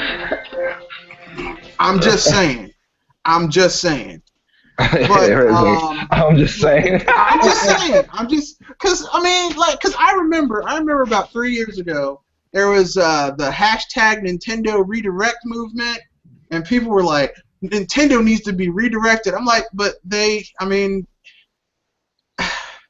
they're arguably the best first-party developers in the industry. They're making the most money out of the other two from their business endeavors. Just because you don't like what they're doing, I mean, they're making money, so what the, you know? No, you're right. I mean, You're what right. the hell? What the hell? I mean, I have legitimate gripes. Like, I wish Nintendo was a bit more transparent in how they interacted with their fan base. I wish that, like, they were a little bit more forthcoming in release dates. I wish, like, for games, That's not going to happen. I wish they gave people more information about their membership program instead of being like, "We'll tell you more later."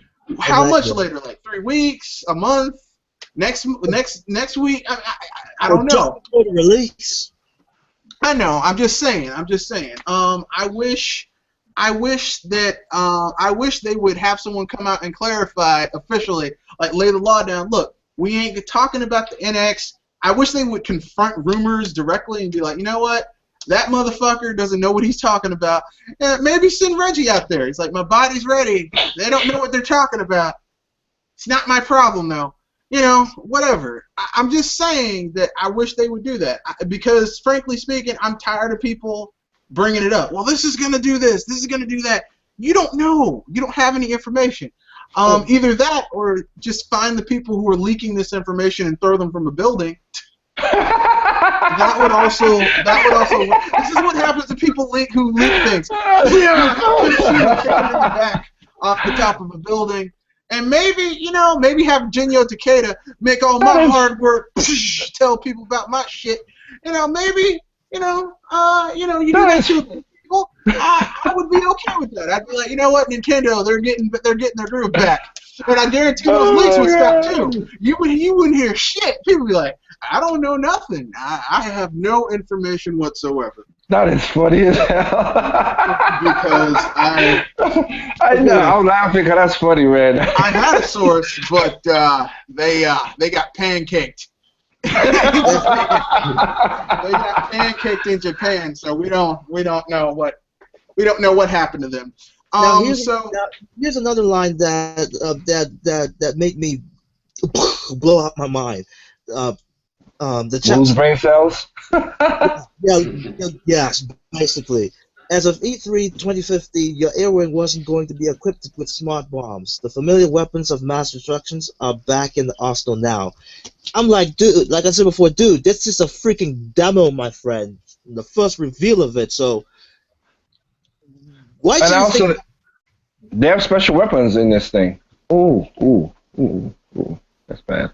They have special weapons in with this, like you could use. So, whatever. I mean, people still gonna complain about it. You're right, but you know what? Here's let me tell a quick joke. I think Triple M was on there when I had it. Like, it's funny.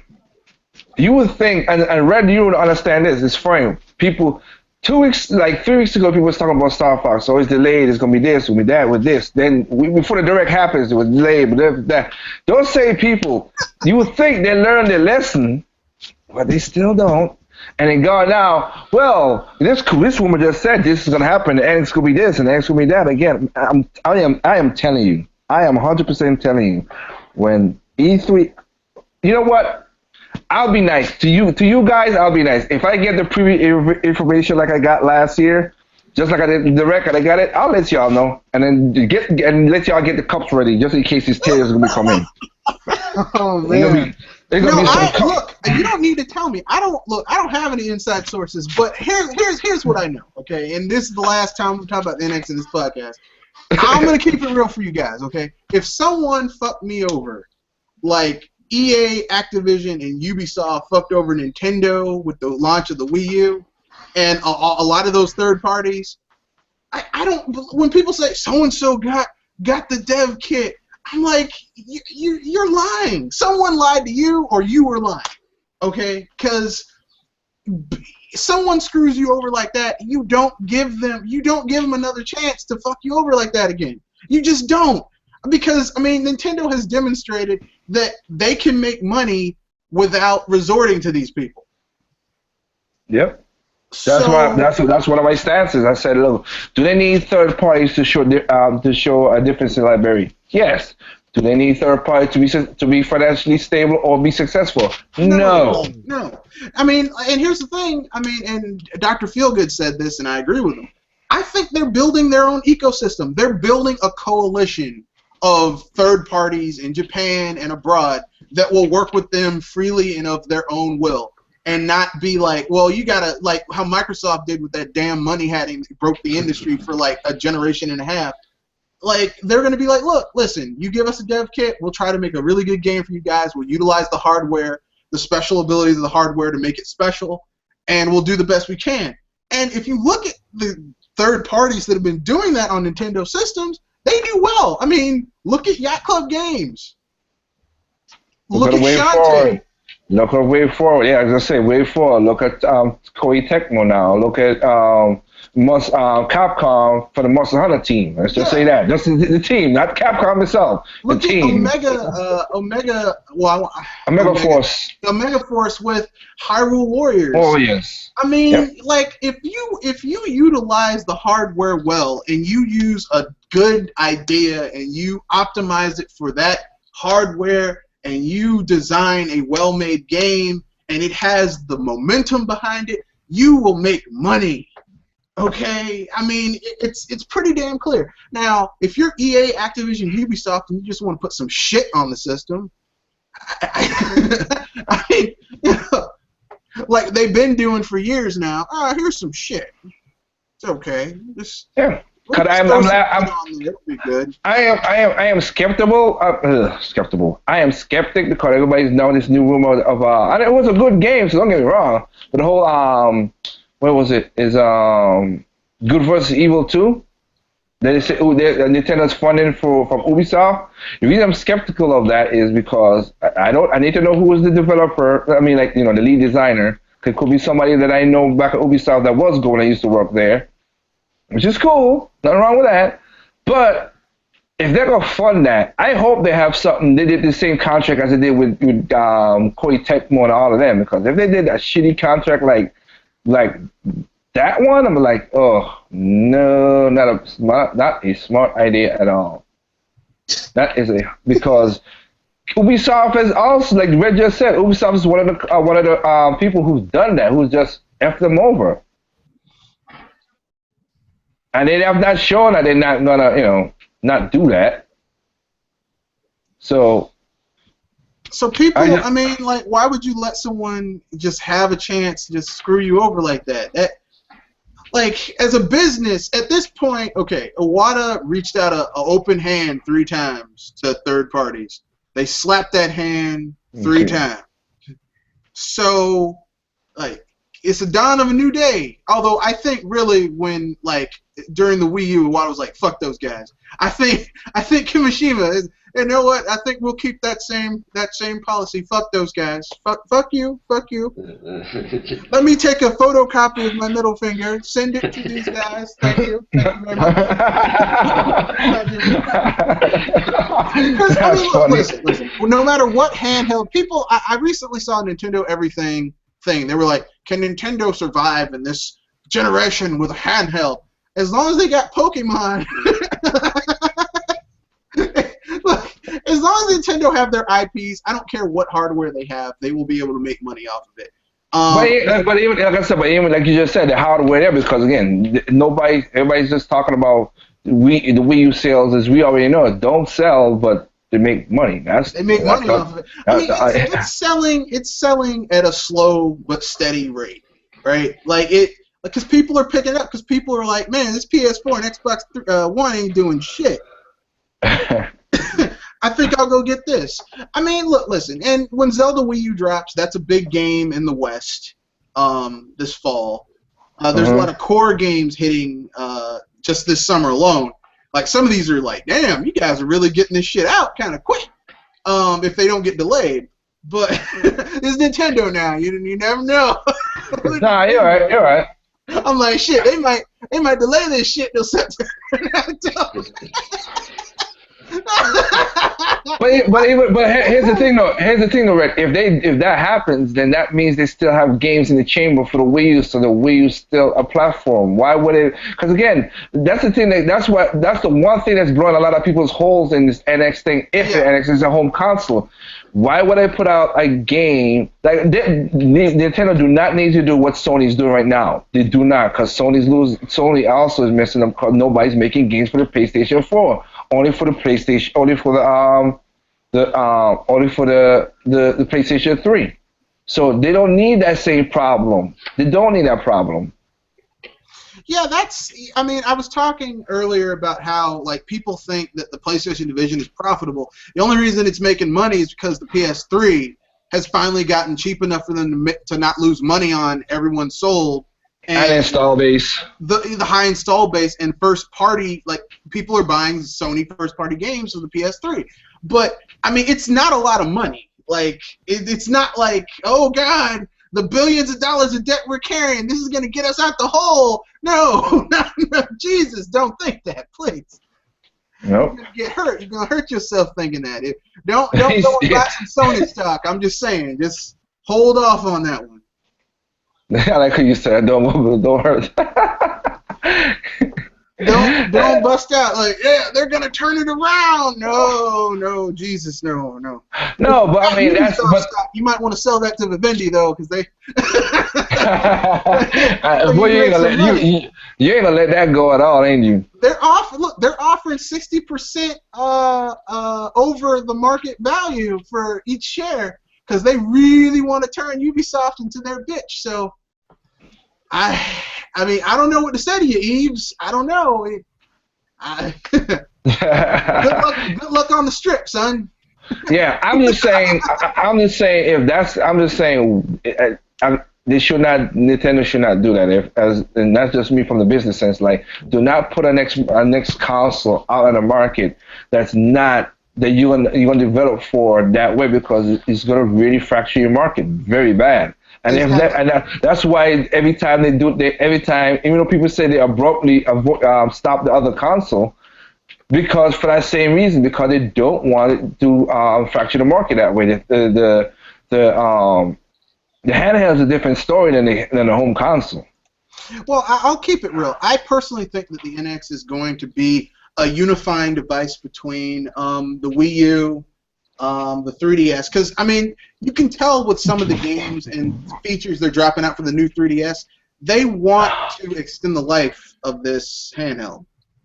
Yeah. They want to extend. If you think, oh, this is because I mean, really, and why shouldn't they? They have no competition. They have no competition with their dedicated handheld because the Vita's dead.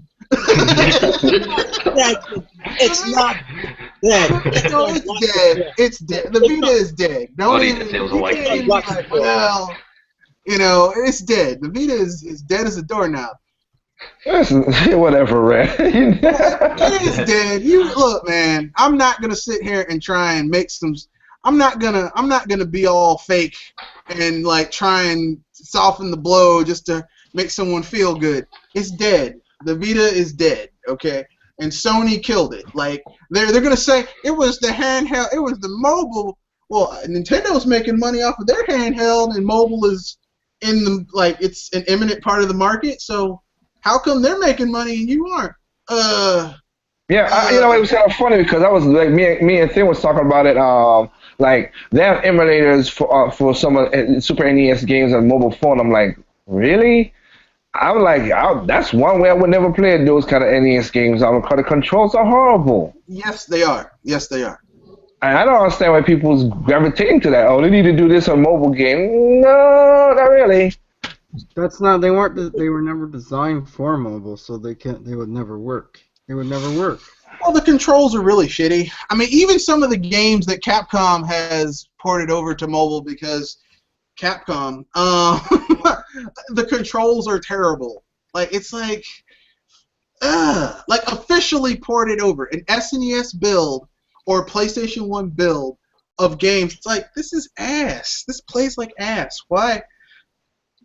And first of all, if you're a gamer, seriously, you want to play a Final Fantasy VII on a phone? Seriously? It Not looks even Really? Final Fantasy, not even Final Fantasy 7, like Breath Super of Mario Fire? Brothers 2. Eesh. Yeah, Yeah, I mean, and those games sell better on the platforms they were intended for. Anyway, these are like, sitting down games. These are games where like Final Fantasy 6, Final Fantasy 4, Final Fantasy 5. These are games where you sit down on your couch or in your gaming chair, you turn on your TV, you put the game on, you sit down, you pause, you get up, you go get your soda or your beer, you come back, you drink it, you play it. I mean, these are sitting down games. These aren't like, I got like 5 minutes to kill. Let me just do some shit Final, right here on my Final phone. Fantasy VI is a perfect example of why new is not always better than old. The old looking sprites, the old graphics are far superior than the new updated What, you graphics. don't like that Chibi Terra? They ruined that game. They Chibi Terra? absolutely ruined the look of that game. You don't like Chibi Kefka? No, it He's like looks the best dude terrible. ever. It looks awful. Like, I don't mind Chibi because, again, I really like, yeah, I don't exactly, I'm not a super big fan of it, but I do like Wind Waker, which uses a form of Chibi, but it's done well, but that's just done poorly. that's just done poorly. But that's just my opinion. I don't know how you guys feel about the mobile version of that game, but Well, I don't like I say I ain't gonna lie to nobody. I really don't. I mean, unlike everybody else, I ain't gonna even lie. This year, not this year, the last year, and this shows you again, kind of like how Ray was saying, but this shows you how I am as a guy who. As basically as the shepherd, and he knows the shepherd say, "You're the most cheapest, richest guy I ever met." I spent $15 on that junk. I spent $15 on that crap. I didn't. Worth it. When I saw Final Fantasy VI, and when I heard it, it was like, they're bringing Final Fantasy VI to Steam. I was like, oh, that's cool. But then they showed the build, the sprites they were using. I was like, ugh. Like, I mean, it's like Square Enix does the wrong shit. Like, okay, you guys want to remake Final Fantasy VI? Why don't you use the engine that you use for Final Fantasy III? Like, just redo Final Fantasy 4, 5, and 6 using the Final Fantasy III engine for the DS, where you turn it into like a kind of like how they did with Bravely Default. That it's the same. It's a derivative of the same engine. Do that. People would love that. Like, these ones look fine. They look fine. They look serviceable. Redo Narf. Redo I forgot the name of Edgar City. But whatever. Redo all that shit. It'd be awesome. But for the love of God, these little lazy ass ports, cheap lazy ass ports. I mean, like Square. If you're gonna do a cheap lazy ass port, do a cheap lazy ass port of that Tobal game where Cloud Strife was. It's like a shitty fighting game where Cloud Strife was in it. Do a lazy ass port of that shit. Or well, actually, Iron Hand is a pretty fun pretty good scrolling shooter from the PS1. I mean, don't do it to one of your masterpieces. Don't do a lazy ass port of a masterpiece. I know you guys want to bury Hironobu Sakaguchi's name because he directed that bomb, The Spirits Within, but that's y'all's fault. He directed video games. Directing a video game is different than directing a damn movie. Dumbasses. Oh well. Like I said, it's just. I was just gonna say, and yet Miyamoto-san did a Pikmin short, and you know what? I'm gonna stop right there. Sorry. Keyword short. Okay. And Pikmin's overall story you could do in an hour and a half. Try and do a Final Fantasy story in an hour and a half. See how long. Well, you get Final Fantasy: The Spirits Within or any of those shitty 7 spinoffs. Basically, well, they are. Look, the only interesting thing in those spinoffs is that for some reason Cloud Strife, who I'm not saying he's gay, I am. He's always getting impaled. He's always getting you're so impaled wrong. by Sephiroth's sword, and I'm like he's got this hot chick standing right next to him, but he wants to go and get impaled by a dude's sword. I'm just saying, You got some crazy ass thinking. You know that? No. Listen. Psychologically speaking, if I have a hot lady next to me, I'm gonna hang out with the hot lady because she's hot. Who's totally into you, by the way. She's totally into him. But she's hot. But no, fuck you. I want to go fight that dude who's gonna impale me with his sword, which he does in like everything, because that's what Cloud Strife. He should be called the guy who will get. He is the sword shield, because he will get stabbed by a sword. He takes a sword like a champ. Oh, stab me. Look, him and Ganondorf, those two dudes, like, they will get stabbed with a sword, and they don't care. But I digress.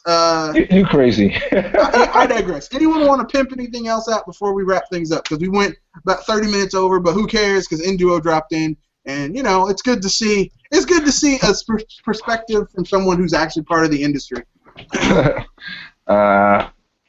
Not really that much. I ain't got nothing to drop. Just guys, get out. The direct came out. I see about a good potential of games that I'm gonna buy, and you know what? I'm gonna do my research, make sure they're what I wanted to be, and buy them. If they're not something that I don't like, I'm not gonna buy them. Simple and easy. Not cry about it.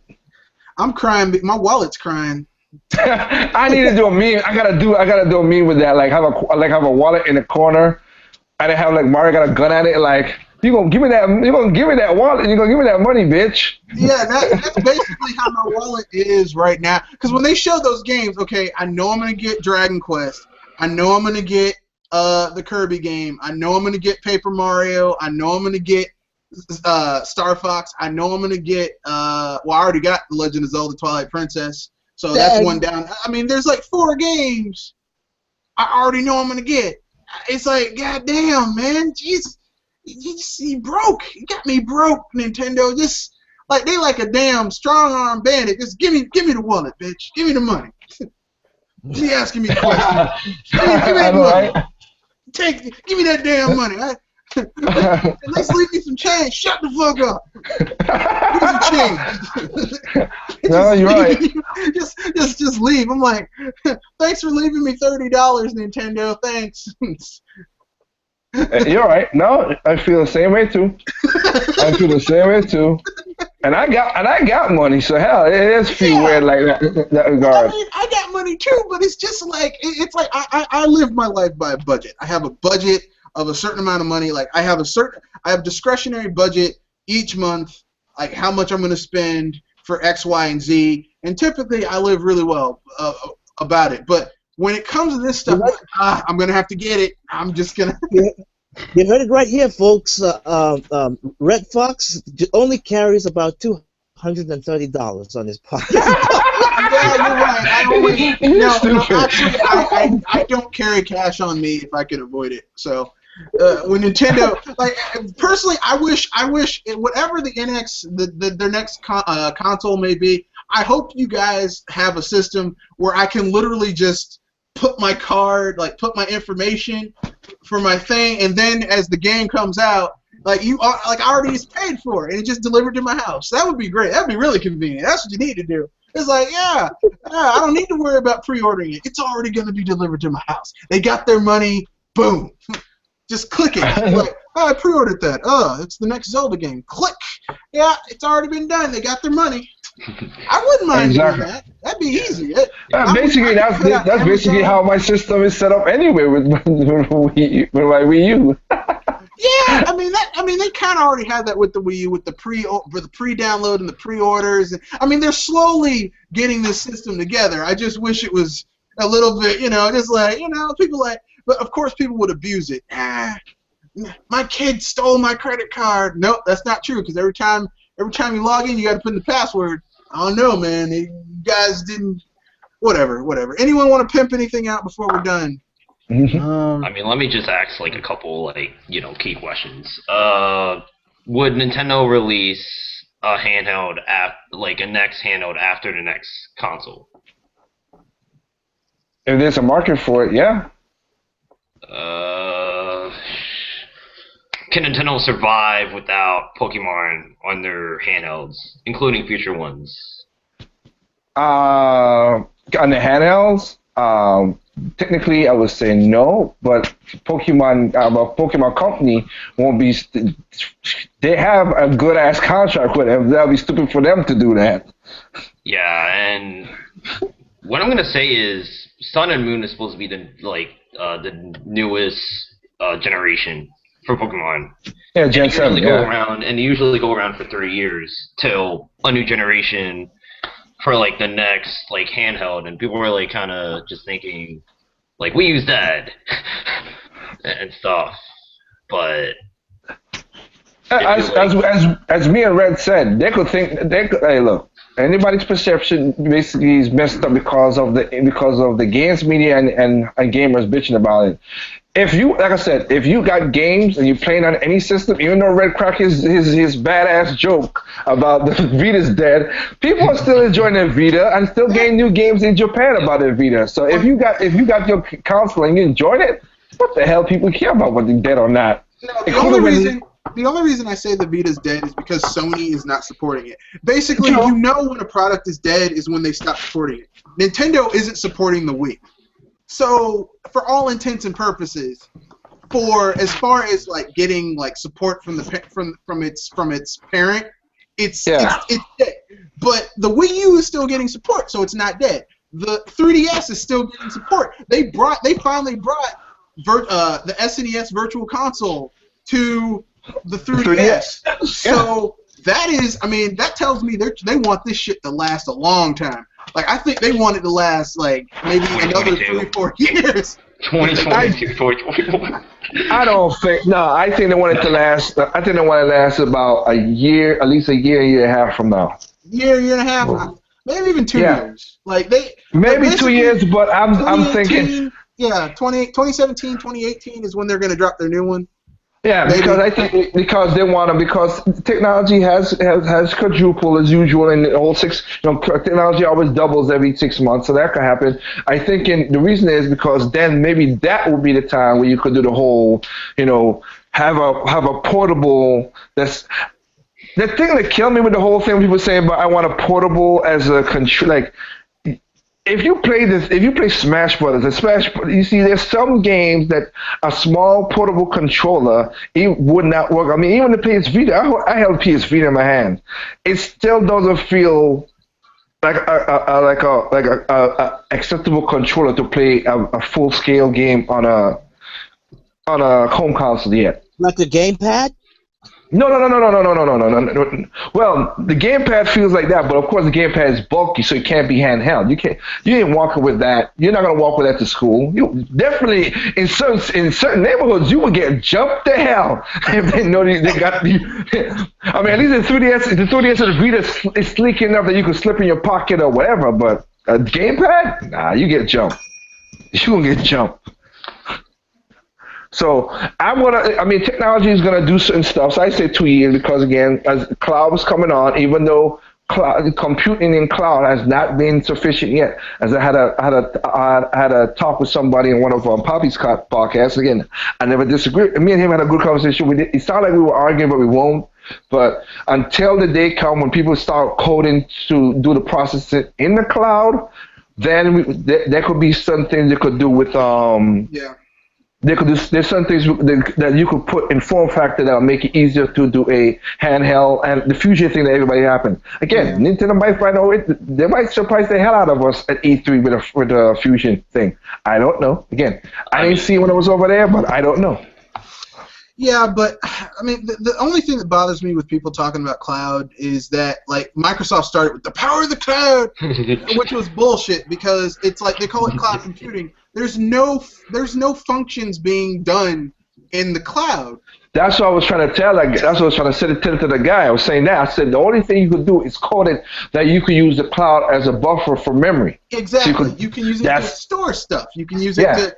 You can maybe use like basic, simple stuff like, okay, you're in a game and you're in a city and like everyone's playing in that city and enough people blow up this building, it's now permanently blown up using the algorithms kept in the cloud to let everyone know, that building got blown up. But that's just data being like manipulated that's being stored and manipulated. Well, I guess the buffer the physics visually is in the cloud. It's the same thing I was saying. Like you could do that, or if you're gonna do a Xenoblade Chronicles, like buff the whole planet, then you could go from end to end without no problem. You have that, then you could store that in the cloud, so it don't. Sorry. That you could streamline that. There'll be no loading screens and everything for the people who write more linear than Nintendo or Monolith. Exactly. And that would be cool. But I mean, as far as this bullshit notion that cloud computing is somehow like, you know, it's crunching numbers and that's how we can do this shit so quickly is because like all of this data is being computed with functions in the cloud. I'm like.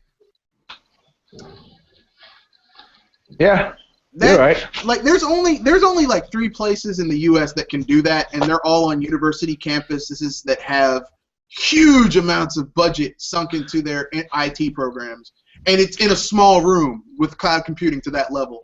And that shit is so fucking expensive that I'll probably see that in common use when I'm 50. And I'm 30 now, so think about that. Like, if I hear another executive, the power of the cloud, shut up. Shut up. Shit. No, but what Red said is right. What Red said right there is that's what I was trying to tell the guys. It would happen. It can happen. Don't get me wrong, but we're not there to that point yet. And I think what happened now is there's some things that we are shocked at, like, wow, this came down the pipe pretty fast. That's cool, and that's something that we humans are doing over in America. Like, you know, we've seen, okay, this is happening. The phone is doing this, doing that. And that's what I was saying. Like, unlike everybody else. Last year was the first time. September was the first time basically I'm talking to you to my smartphone now. I bought a smartphone. Smartphone been out for a long time, and this is my first time getting used to this thing. But there's a lot of my point to be saying is that there are things that right now technology is not pushing that is going to push later on. But there's some things that might be shocked, so we'll wait. I wish everybody could just wait and see. When Nintendo said it's going to be E3, let's wait for E3. But to your question, sir, yes, if Pokemon leaves the handheld, that's a big drop off for Nintendo handheld. But I don't think But again, if the Pokemon company made $2 billion last year, and they release all their games now that you have all this game, the Pokemon Bank, redoing all of the Pokemon movies, all this stuff, and new game, they're gonna make some bank this year. Like, woo! Oh my God, they're gonna make some money this year. I said put stocks in Pokemon Company right now. I ain't gonna lie to you. I wish I had money to put stock in. Yeah, those terrible Pokemon movies are gonna make a lot of money. Well, they're gonna make a lot of money. Then a lot of people. I bet you the sales for Pokemon Red, Yellow, and Blue is off the charts again because people's never played them. Like, oh, I want to play them. And then the Pokemon Bank has a fee. That's gonna make some money. And it's $5. It's cheap. No. $5 a year.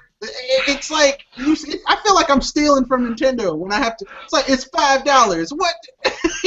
But here's the thing, Rick. $5 a year. $5 times what? 55 million. That's a lot of money. And then don't forget. Also, everybody thinking about the games apart. They got Pokemon cards that's coming out. That's 20th anniversary. They got toys. They got all this stuff that's going to celebrate 20th anniversary. And of course, they capped it off with a Pokemon Generation 7 Sun and Moon.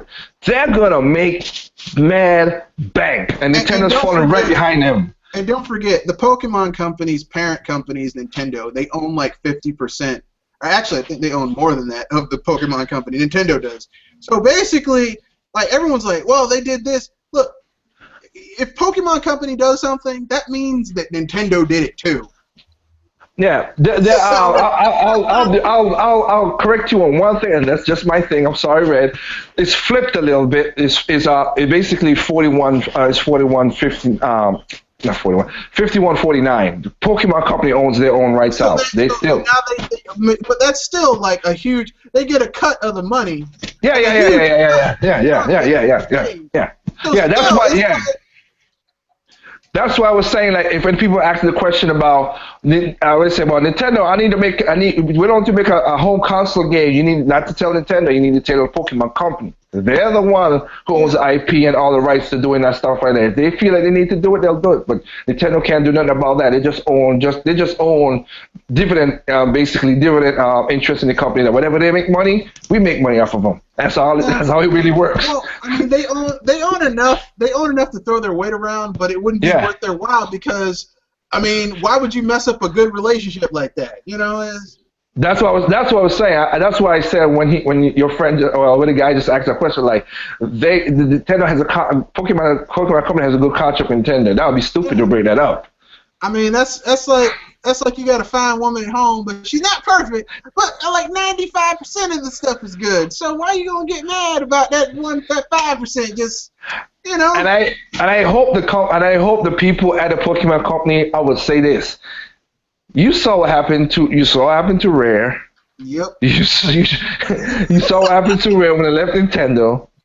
You see what happened to all these other third-party companies that abandoned Nintendo, all the developers and stuff. So I would think, you know what? Let's not be stupid like those guys and do what they did.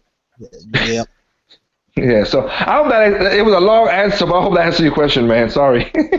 I mean, that kind of like added up to like. It kind of like my, I guess, prediction going around since they're like starting Generation 7 like this year. They're not going to get to another generation until 2019.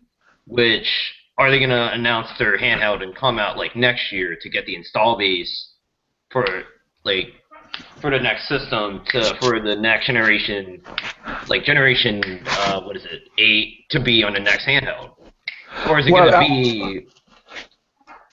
be, till like 2019? If Nintendo was smart, and again, they've done this. The Pokemon Company has done this when they do developing with Nintendo. Is you have to have backwards capability. If you have backwards capability with the 3DS, the new 3DS XL, then you still gonna make a ton of money because you won't fracture the thing, because that's why they released Black and White that was on the DS. Yep. And let's keep it real. Every Nintendo handheld has had backwards compatibility with the previous one since the Game Boy. Since the Game Boy Color. Yeah. So the Game Boy Color could play Game Boy games. The Game Boy Advance could play Game Boy Color games and Game Boy games. The DS, the original DS, could play Game Boy Advance games, and I think it could also play Game Boy Color games.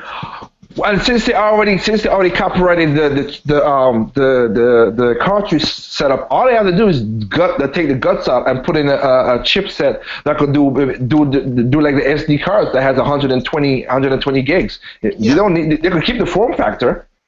And I'm gonna tell you, people get mad. People were saying they didn't need backwards compatibility when the other two consoles and handhelds didn't have them. But backwards compatibility is really awesome because who wants to throw away their entire library and have like eight different consoles and handhelds that they got to juggle when you could all just have one or two? Well, it's the people who do a lot of game stopping. That's who does that. I don't hear the game stopping people. But Red, like I said, Red, you're a young guy, but you're old soul. You and a couple of Nintendo fans, a couple of people like that. Because like I said, I'm older than you, and I never throw in none of my consoles. I have every console I bought. So. Yeah. Well, like I said, I'm a retro enthusiast. So. Yeah. The only console I don't have, the only console I bought I don't have because I basically gifted it to somebody else was my PlayStation 2. But that's about it. But everything else, my Sega Genesis, my Sega Dreamcast, I still got those things. And they're working to this day. So hell. Yeah. Yeah. So yeah, it's just one of those things where.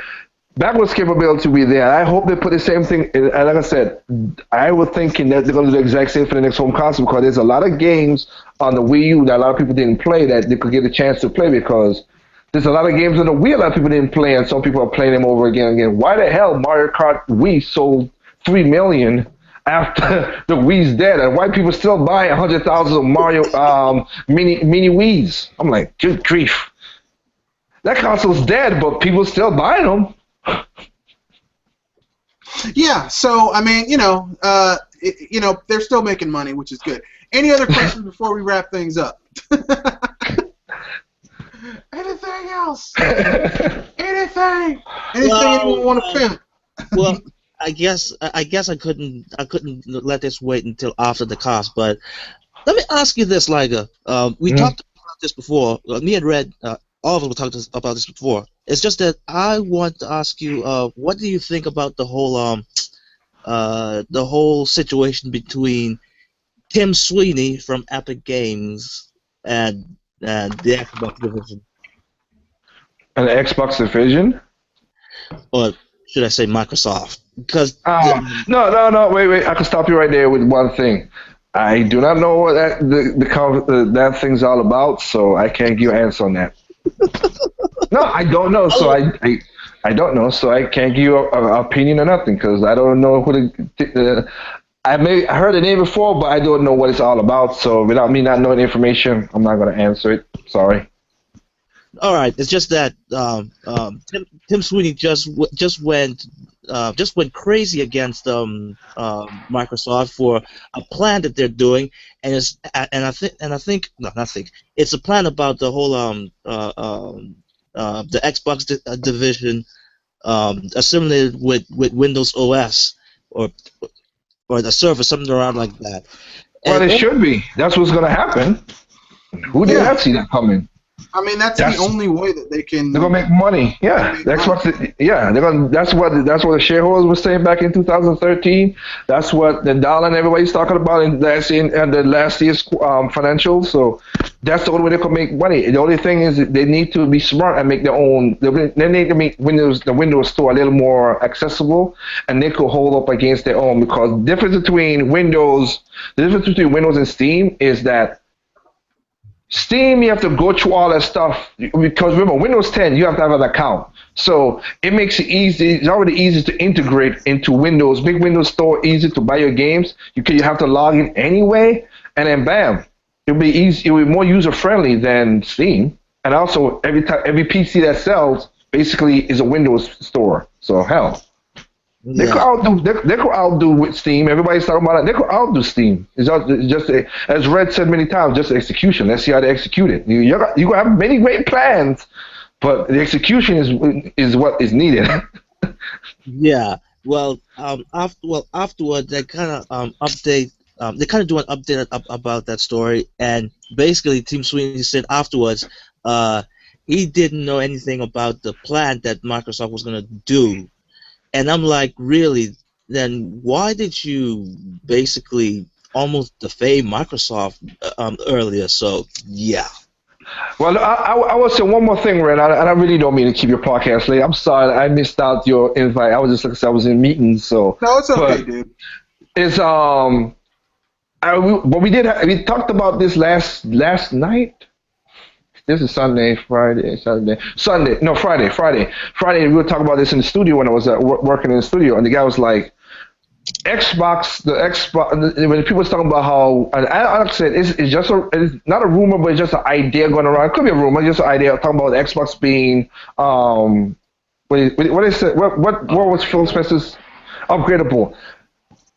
That's a bad idea. That's a bad idea. Yeah. That's a bad idea, because it's hard enough right now for these guys to develop a console which is a set piece of chipsets and visuals and everything. You think scalable is gonna make it? These guys are not gonna do that. No, not to mention it costs. Like the Xbox division is broke. Well, they aren't broke, but the money has been cut. They are not spending development dollars. They don't have the money to develop a console hardware upgrade. They don't have it. No. Well, it seems like Ubisoft made the first step with I think it was the Division, right? Yeah, but I'm just saying that. But if I'm just saying, as when we code in games, as a game programmer, when we program in these games, like I said, it's just easy. Like again, the same thing with the certain specs of a car and everything. Once I know what that specs is, I can achieve or optimize what this car needs to do. But when I got something that's changing every damn second, 3 months, 6 months, a year, you're not gonna get the best game, and we know that's one of the downfalls of PC. That is one of the downfalls of PC, because not everybody has the same setup. It's So very it's static. I mean, yeah, it fluctuates. not static. Yeah, I was gonna say yeah. So you're not gonna. So everybody. So like what I could run on my PC. What game I could run? Me and Red could get the same game. My PC. What I could do on my PC, and I bet you my graphics card, I bet you is less than Red's graphics card. But because I have more PC and power and RAM and all that stuff, I could get stuff that I could do on my PC that Red can't do on his PC. And Vice that's kind versa of on yeah. mine. Yeah, and that's the thing as a program that's gonna bite you in the ass if you want to keep on doing it. So if they try to, that's what I said. That's a bad idea to do that because you're gonna fracture the market and you're gonna get more buggy games, not less, more. And we already seen a lot of shit this generation already from that's being coded on the Xbox 360, Xbox One. So that one is, I only wanted to add that one in there, Rick. I was like, 'cause since I didn't talk about it that much, I was like, no. Look, man, I wasn't in that podcast, but I think I know the person you're talking about. Like, people are like, yeah, this is going to be great. I'm like, do you know how it's going to get worse if you do that? I mean, it's not going to be easier. I mean, I know, like, everyone's thinking, well, Microsoft can do it. Microsoft has not shown that they have the acumen to be. They are not good as console manufacturers. Hardware, yeah. Hardware is not their strong point. So, I mean, do you honestly trust them to be good with like this stuff now? I mean, I don't. What? No. No, I would say that. Well, like I said, and they are, right now they get in there. Their foot very. I have to give them one thing. They have gotten themselves good with the Surface. Before, when the first Surface came out, it wasn't really that great. Now with the Surface 3 and 4, and 4 just came out, they have done well because again they are selling. Basically, outselling the iPad as a tablet than anything else, which is good. That's just what is going on right now. So they have the temperament to do it. It's just that it goes back to the execution. If you have the idea, hey, I want to make $1 million and this would work, but how you get there is always the road ahead that always mess a lot of people up.